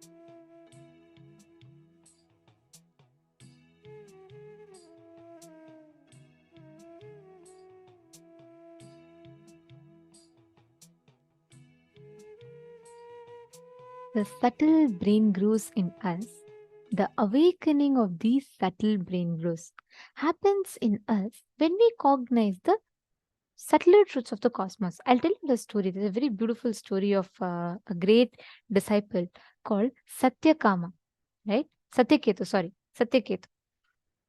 The Satyaketu story goes very beautifully. What happens is he's very Shvetaketu. I'm so sorry, Shvetaketu. So what happens is he's very intense. He wants to learn enlightenment. He really wants to experience enlightenment, and he goes to a guru. Upon going to the guru looks at him. He goes to the guru and he tells, Master, I really want enlightenment. Like, I want to experience enlightenment. I'm very intense. I'm very sincere about it. So the master looks at him and he says, okay.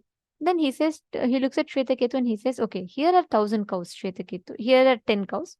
Take this 10 cows and go. Come back to me when the 10 cows multiply into 1,000 cows. By now, if it were us, what we will say? God, I came here for this master for enlightenment, and look at what he's making me do. He wants me to graze cows. I don't think I'm here for. I'm a software engineer, or I am an excellent person. How can he make me graze cows?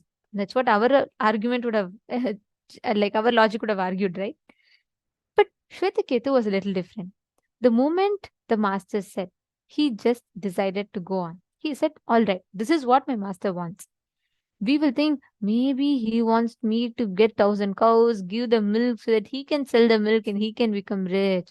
There is some conspiracy in this. That's what we will calculate. Shvetaketu, on the other hand, he takes the cows and he goes to the forest and he starts meditating. He meditates. It takes years for the cows, 10 cows to multiply and become 1,000. 10 becomes 20, 20 becomes 30, 30 becomes 40, 40 becomes 50, 60, 70, 80, 90, 100. And by the time they are becoming 100 itself, he forgets the language of counting. Because for so long, he's sitting without touch, without being in contact with human world. He just sits and meditates. As the cows are grazing, he sits and he meditates. And by the time that 100 becomes 200, 300, 400, 500, 600, he completely loses touch with human language. He completely forgets. He drops all the human level language. He straight starts experiencing oneness. And very beautifully, after that it happens. By the time 1,000th cow comes, he actually doesn't know how to count. So the cow will come and tell to Shvetaketu, Master, we have all become 1,000 in number. It is time that you go back to your master. The story tells so beautifully. His brain grooves were awakened so much, so subtle. When he was going back, he forgot the way, he forgot human language, he forgot everything. The cows guided him the way back. On the way, the fire he lit will teach him the Satya of Brahman, that it will teach about absolute consciousness. The wind will teach him about absolute consciousness. The sky will teach him about absolute consciousness. Means his brain will be the subtle brain grooves will get awakened so much that he will be able to start cognizing the subtle truths that is revealed. He'll be able to listen to every truth that the nature teaches him. By the time he comes back to the master, he says, Master, I have had 1,000 cows. Then the master beautifully tells, not 1,000, I have 1,001. I have one more enlightened being that you have come back. When he goes back to the master, he's already enlightened with the deep knowledge. The master just looks at him and says, Tattvamasi, Shvetaketo, Tattvamasi, Tattvamasi, Tattvamasi. Means he says, you are that. You are that ultimate Shvetaketu. You are the enlightenment that you're looking for. You are the Brahman that you're looking for. He becomes complete enlightened being. This whole story is very beautifully given to us in the Upanishads. Understand, when your subtle brain grooves are awakened, even the ocean, the water, the wind will become your teacher. You will be able to experience the Brahman, the nature of consciousness through everything in front of you. You will not need something separate. Your brain grooves will become so intelligent that it will be able to grasp truth from everything on planet Earth. Everything around you will become a medium for you to experience and enjoy those truths. Understanding? That is what is happening when we all manifest the powers, when we all manifest this existence, when we all manifest this whole this thing, the initiation, the when we listen to these powerful cognitions, our brain starts developing subtle grooves that will absorb these truths. Now, we are going to be doing a very powerful meditation where you will experience how you can manifest that space. For that, the only thing that stops us from manifesting the higher intelligence is laziness. This laziness, what it will do, it will convince you what life you are living is good enough, you don't need anything anymore. And it will put you into that whole rut where you will stop experiencing the breakthroughs, your own higher dimensions in life. It will not allow you to, it will convince you so much. You'll feel like, oh God, what is that? I'm working, I'm running my rat race, that's enough for me. I'm going to job, that is enough for me. But being in touch with your absolute consciousness or reality, you will start losing that. Laziness will remove you from that. That is why laziness is considered as the biggest enemies. Because it will remove you, distance you from you manifesting your own higher experiences in life. Now, let us do a quick exercise before we enter into meditation. Let us do a quick exercise to come out of this laziness.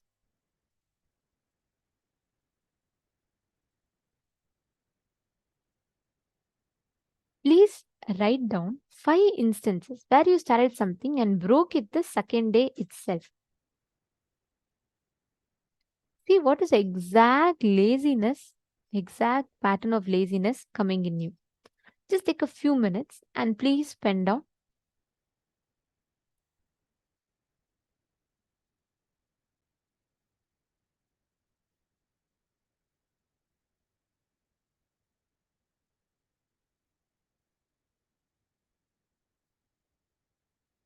Look into your life and write down.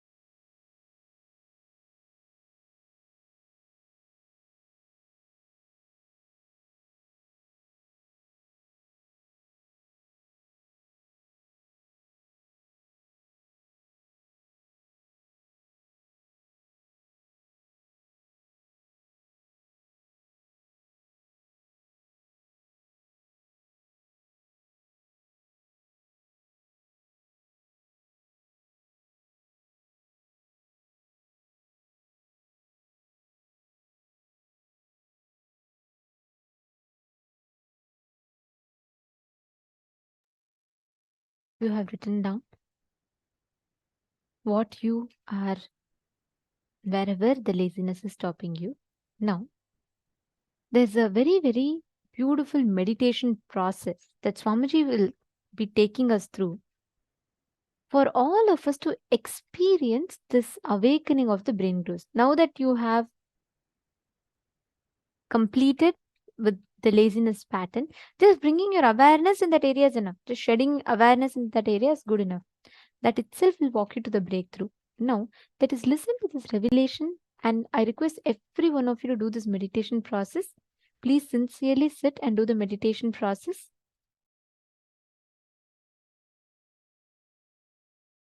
Listen to this great truth. Declare your integrity to Paramashiva. Request Paramashiva. Only with His grace you can even bow down to Him. Ask Him to give you the grace to bow down to Him, connect with Him and have devotion and manifest Him.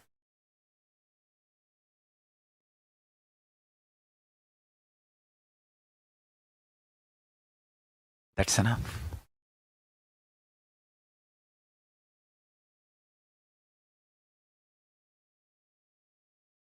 That's enough.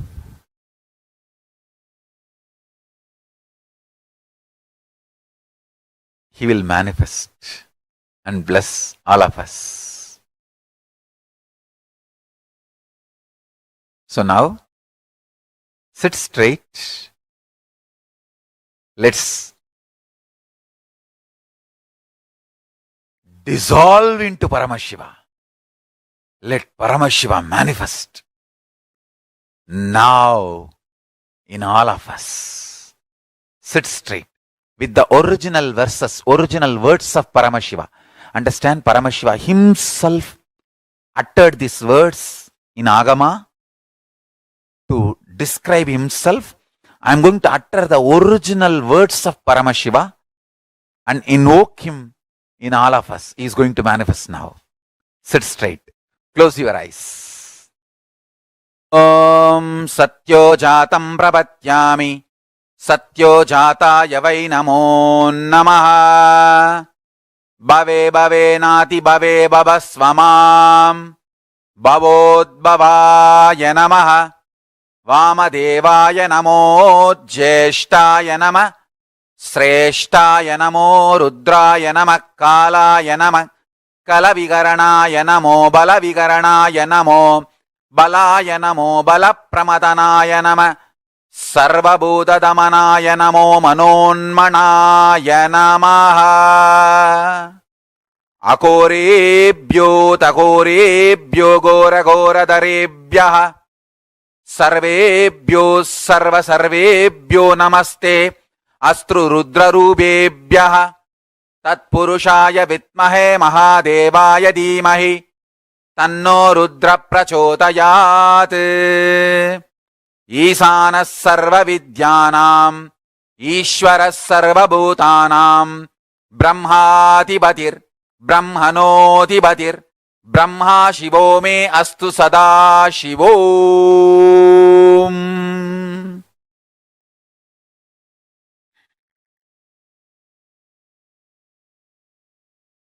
Meditate on Paramashiva with 25 heads.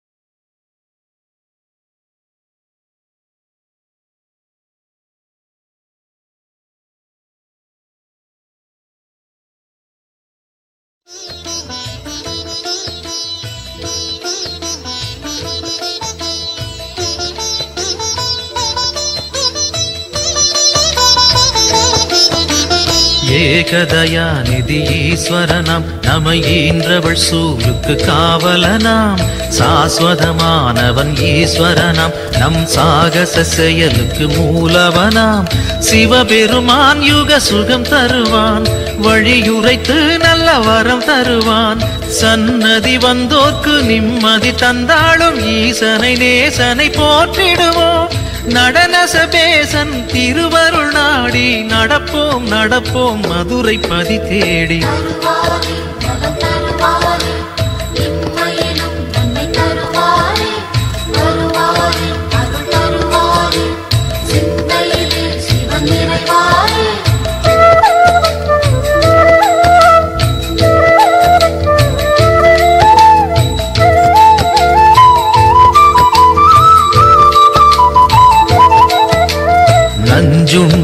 நாதர் சிவன் போற்றி, அந்த சந்தியா காலத்து சனி போற்றி, நவசந்தி தாண்டவ குரு போற்றி, அந்த மகா பிரதோஷ நாள் போற்றி, தேய்பிறையில் அந்த வளர்பிறையில் தேடிச் சென்றால் அருள் கூடிடுமே, நர்த்தனம் காட்டும் ஆடிய பாதம் திருமுகம் கண்டால் நலந்தானே, தேடிடும் கண்களில் ஆடிடும் பாதம் தெரியும் தெரியும் இது நிஜமே.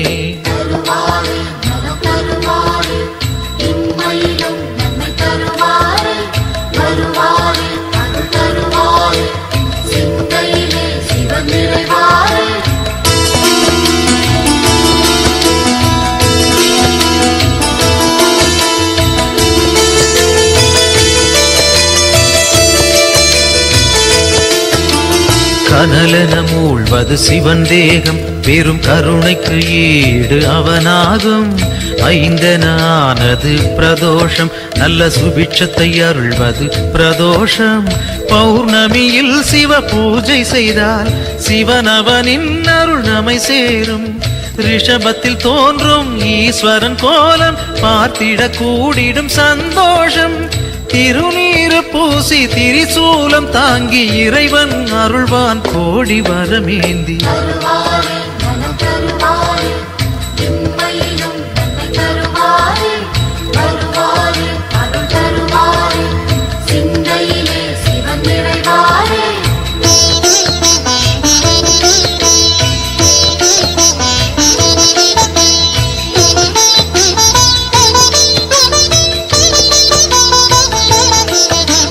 திருக்கோவில் வாசல் முன் தோன்றும் அந்த நந்தி தேவன் அருள் வேண்டும், பிரதோஷ காலம் வரும் நேரம் அவன் திருவருள் யாவும் கை கூடும், எம்பெருமான் வரும் வாகனமே எப்பொழுதும் நம் துணை வருமே, முன் நின்று நந்தியின் காதினில் கூறிடும் செய்திகள் சிவனது செவி சேரும், இம்மையில் நலம் தரும் சிவனது அருளால் எடுத்த செயல் யாவும் ஏற்றம் பல காணும்.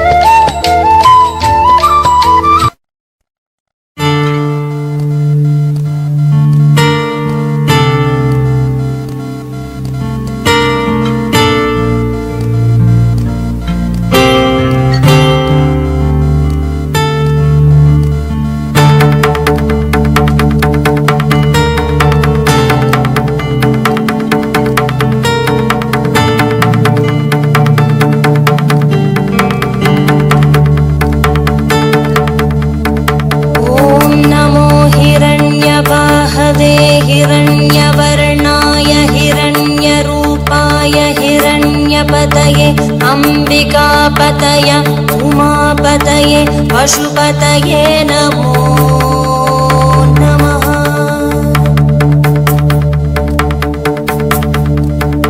ॐ नमो हिरण्यवाहवे हिरण्यवर्णाय हिरण्यरूपाय हिरण्यपतये अंबिकापतय उमापतये पशुपतये नमो नमः।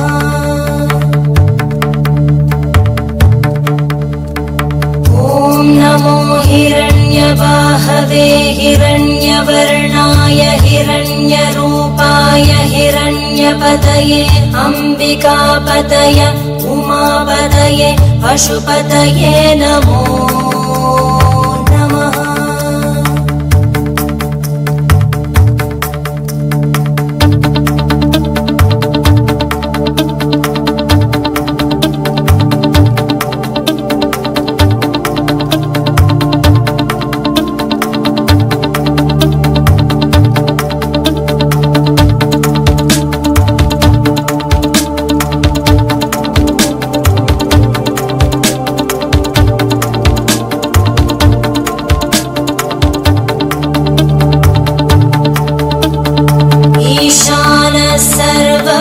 सर्वविद्यानाम् ईश्वरः सर्वभूतानां ब्रह्माधिपति ब्रह्मणोऽधिपति ब्रह्मा शिवो मे अस्तु सदा शिवो।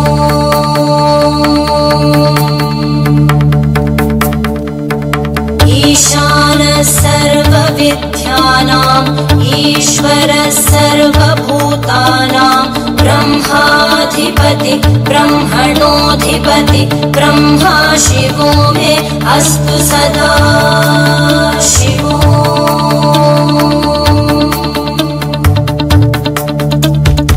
ईशानः सर्वविद्यानाम् ईश्वरः सर्वभूतानां ब्रह्माधिपति ब्रह्मणोऽधिपति ब्रह्मा शिवो मे अस्तु सदा शिवो।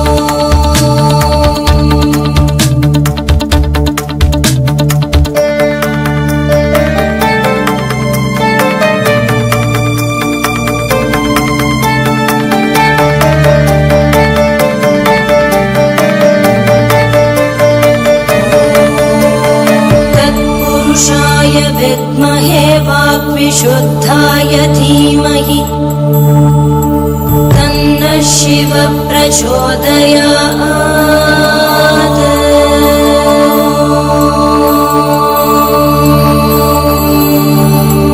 महादेवाय विद्महे रुद्रमूर्तये धीमहि तन्नः शिवः प्रचोदयात्।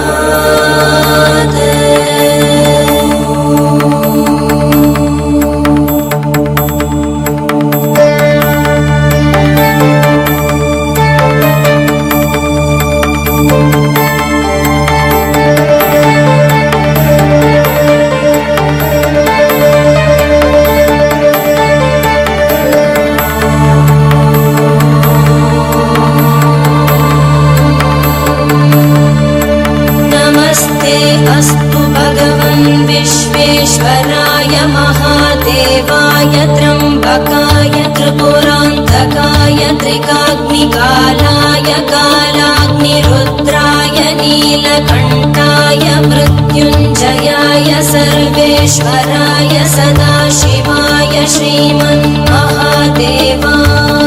नमः।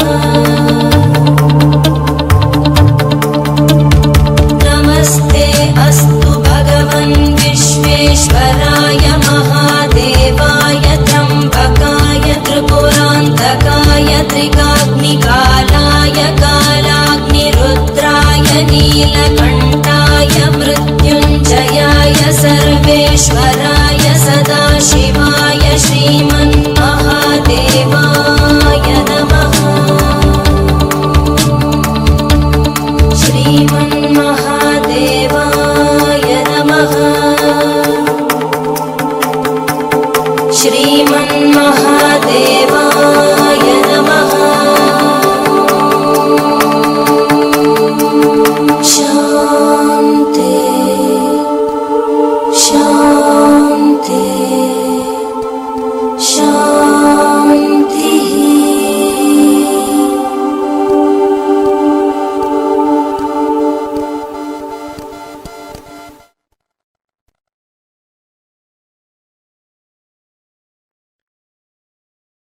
ॐ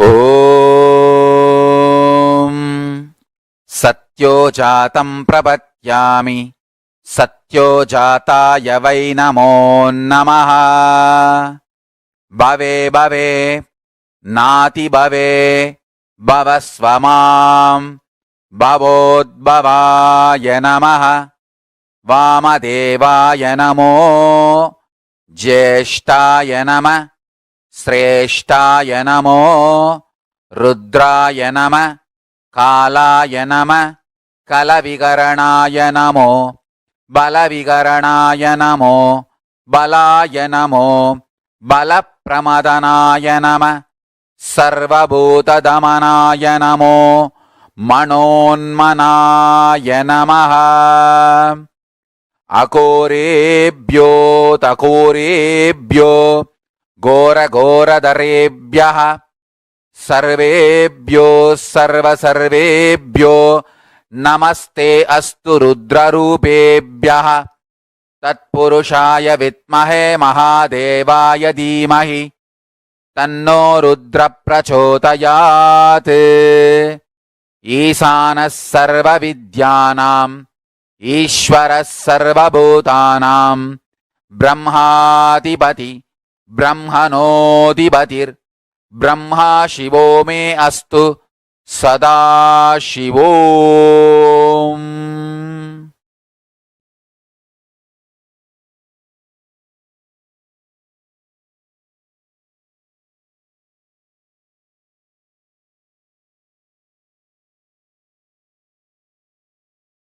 Om Nithyananda Paramashivoham.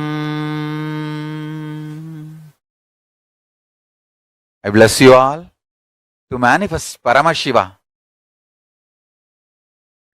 I'll continue in the further satsangs to explain each of the murtis, Sadashiva Murti, Tatpurusha Murti, Ishana Murti, Vamadeva Murti, Ahora Murti, and take you to the deeper levels of Paramashiva's experience. So now, don't miss the satsangs, next satsangs. That's one. Second, essence of today's satsang is universe is not obligated to make sense to us. Only we are supposed to be making sense to universe. And declare this to Paramashiva, your surrender and integrity. Request him to manifest in you and your life. So with this, I bless you all. Let's all radiate with integrity, authenticity, responsibility, enriching, causing, living Shuddhatvaita Saivam, Paramashivoham, the eternal bliss, Nithyananda. Thank you. Be blissful.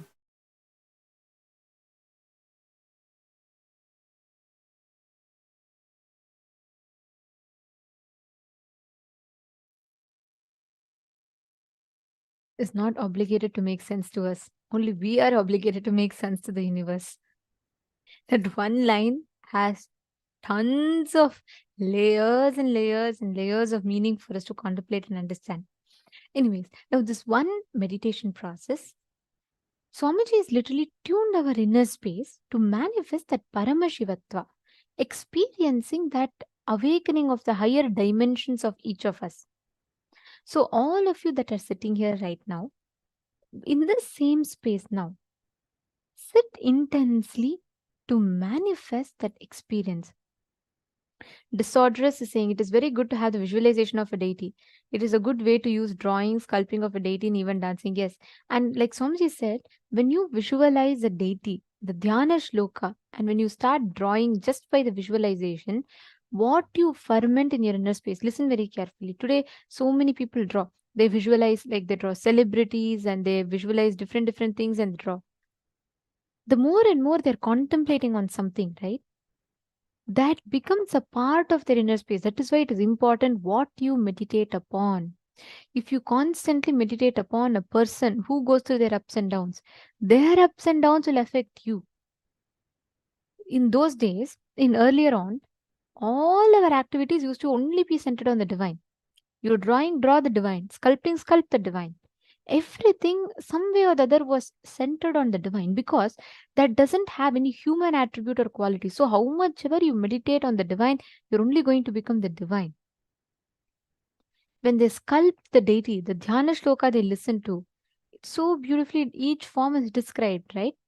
Like Shodashabda Yutam Kantam Suprasannam Smitananam, where the eternally 16 having such a sweet smile like that, and it describes he sits on the white lotus, and the mantra simhasanasinam, where he's sitting on this thing. So each aspect of Paramashiva was so beautifully described. Like for Devi, when they say Sindura Runa Vigraham Trinayanam Manikya Mauli Spurat Taranayaka Shekharam Trinayanam, each one is so beautifully described.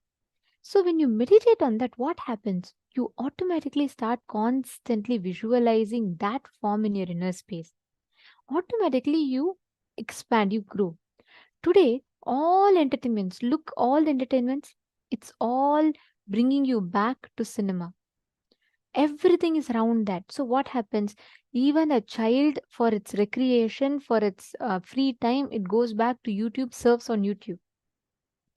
And all these content is constantly consumed. What happens? The inner space is meditating on only these things. Naturally, that is what becomes a reality because that's what they're fermenting inside them. All our life, what you ferment in your inner space, that's what you will manifest as reality. It is very important to know, to be conscious of what you're fermenting. If you ferment in your inner space, if you constantly cherish human emotions, violence based games, thinking, then that violence gets instilled in your system. If you cherish inside your inner space constantly the life powerful, life positive cognitions, then that's what becomes a reality for you. So it really matters based what we are thinking, what we contemplate, what we learn. Are all of you understanding? Okay, today we have a very, very powerful initiation. We request all the participants to invite your friends, family members. Like Swamiji said, today we'll be having this exclusive session on Charya Pada, Kriya Pada, Yoga Pada, Jnana Pada. And moreover, we will be having this very special initiation where we'll be getting initiated into experiencing, awakening the subtle brain grooves in us. And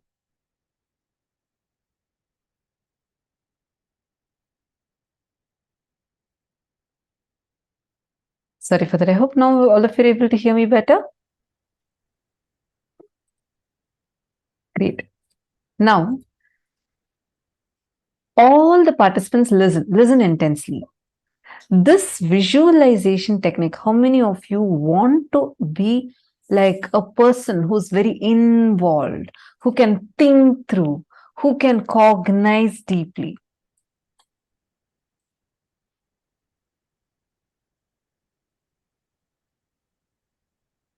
This practice of visualization, visualizing, just try this practice that Swamiji has given us, visualizing the 25 heads of Paramashiva. That itself can awaken your brain cells. In Gurukul, we used to have this Vakya this. I was very new at that time. And I always thought that these higher level truths, higher level cognitions, people who are much senior to me and people who have been listening to these, they can talk. But I used to feel like, I may not be able to cognize these.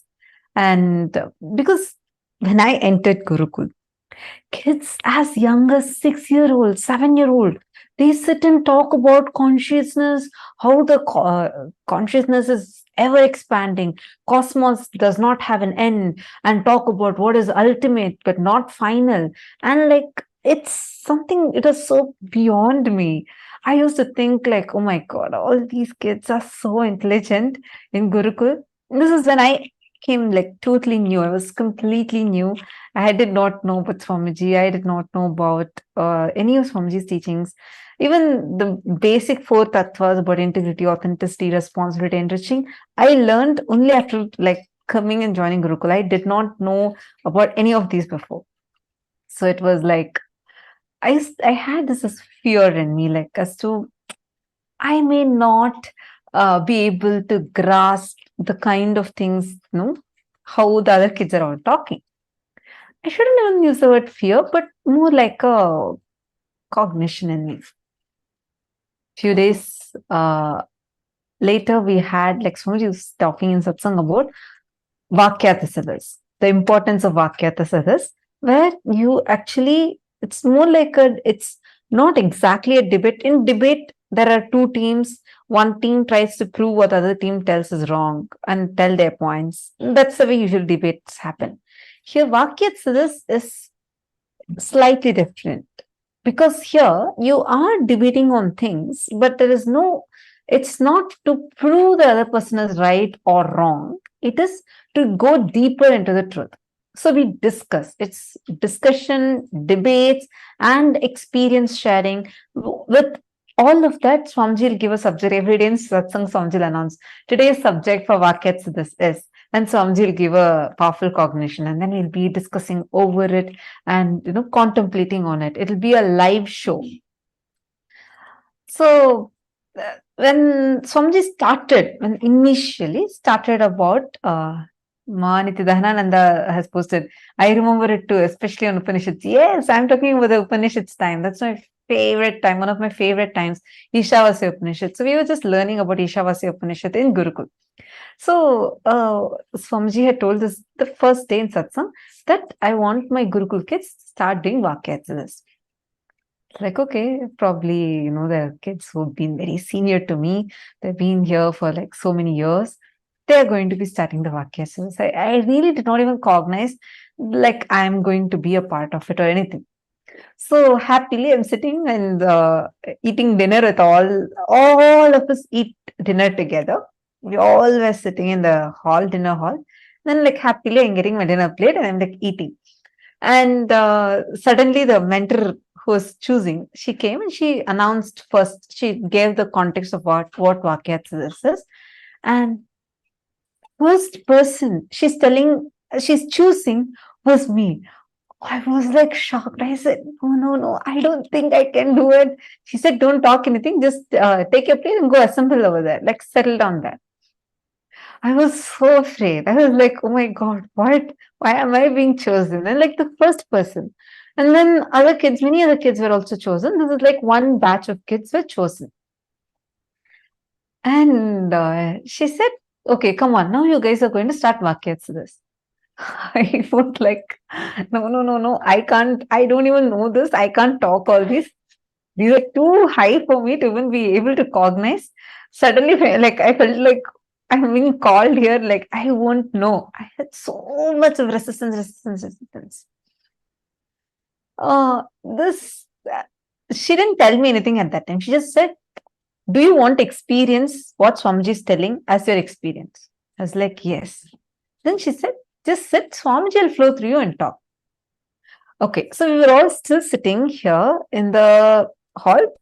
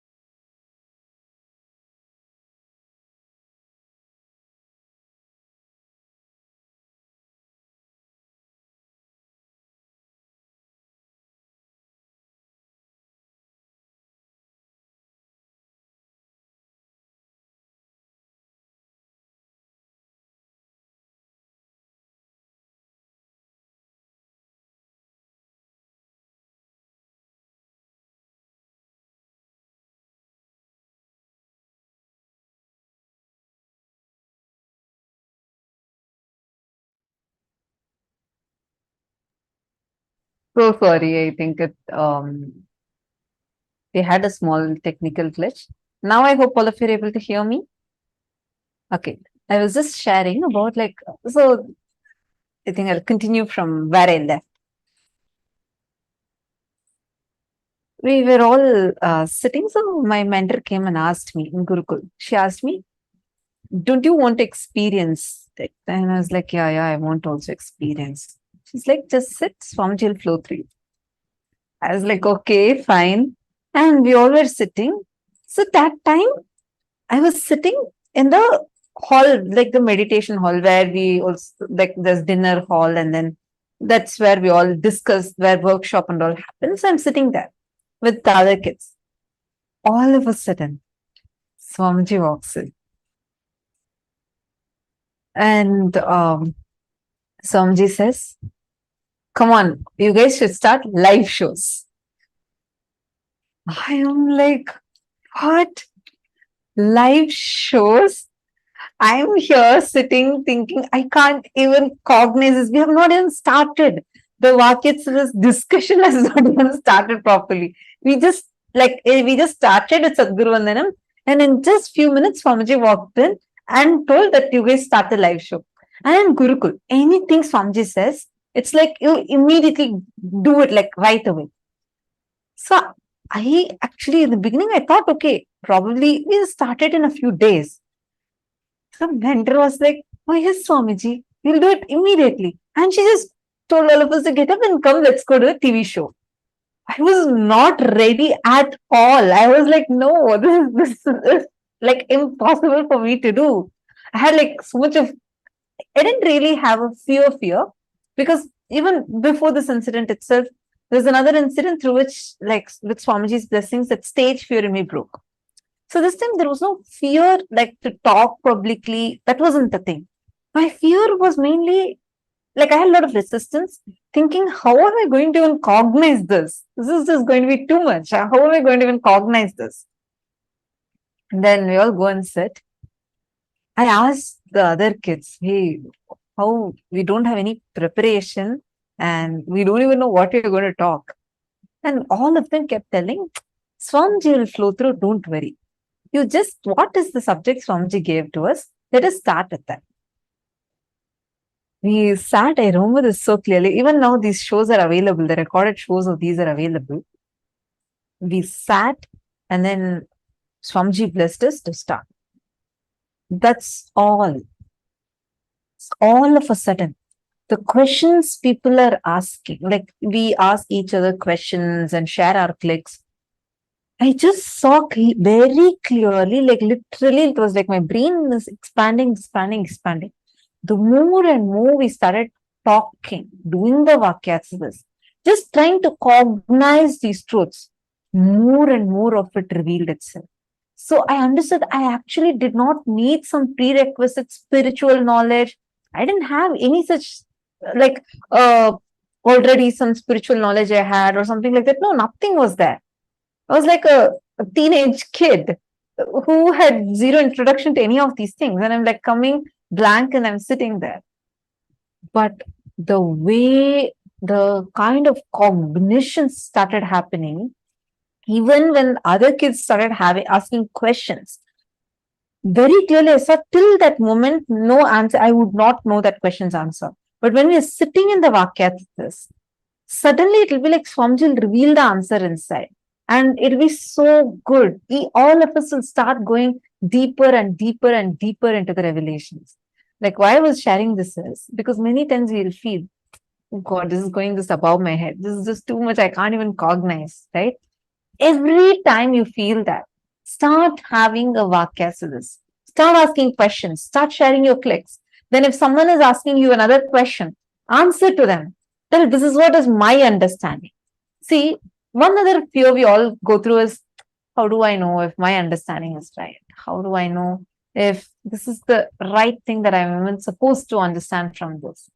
All that cognitions, leave it aside. Just understand this one thing. Inside of you, be very, very, very clear. going forward, whatever clicks and cognitions you're getting, start posting it here and start interacting with that. Meaning, you start asking your questions on that, start sharing your clicks on that. Suddenly, you will see, you will become like your brain will open up so much. You'll you'll feel like, oh my God, this is just expanding, expanding, and expanding. Like, try cognizing infinity. Every cognition Swamiji tells in satsang, try it. Like, just play with those cognitions. You will see how suddenly you will, even before Swamiji reveals something in the satsang, you will feel like Swamiji has already revealed that to you inside of you. How many of you here already had this as an experience? Understand, all of you, that is because your brain is expanding along with the consciousness. See, many of you posting, yes, me, I have had it. Yes, yes, yes. Understand? It's only because you see, now use this time to start cherishing more and more of the powerful cognitions. Like when you're listening in satsang, and Swamiji is saying that cognize that 25 heads of Paramashiva, really sit and cognize it. Take some time to sit and actually visualize it. You will see the amazing impact it will have on your brain and how powerfully you'll feel so much of expansion, expansion, expansion.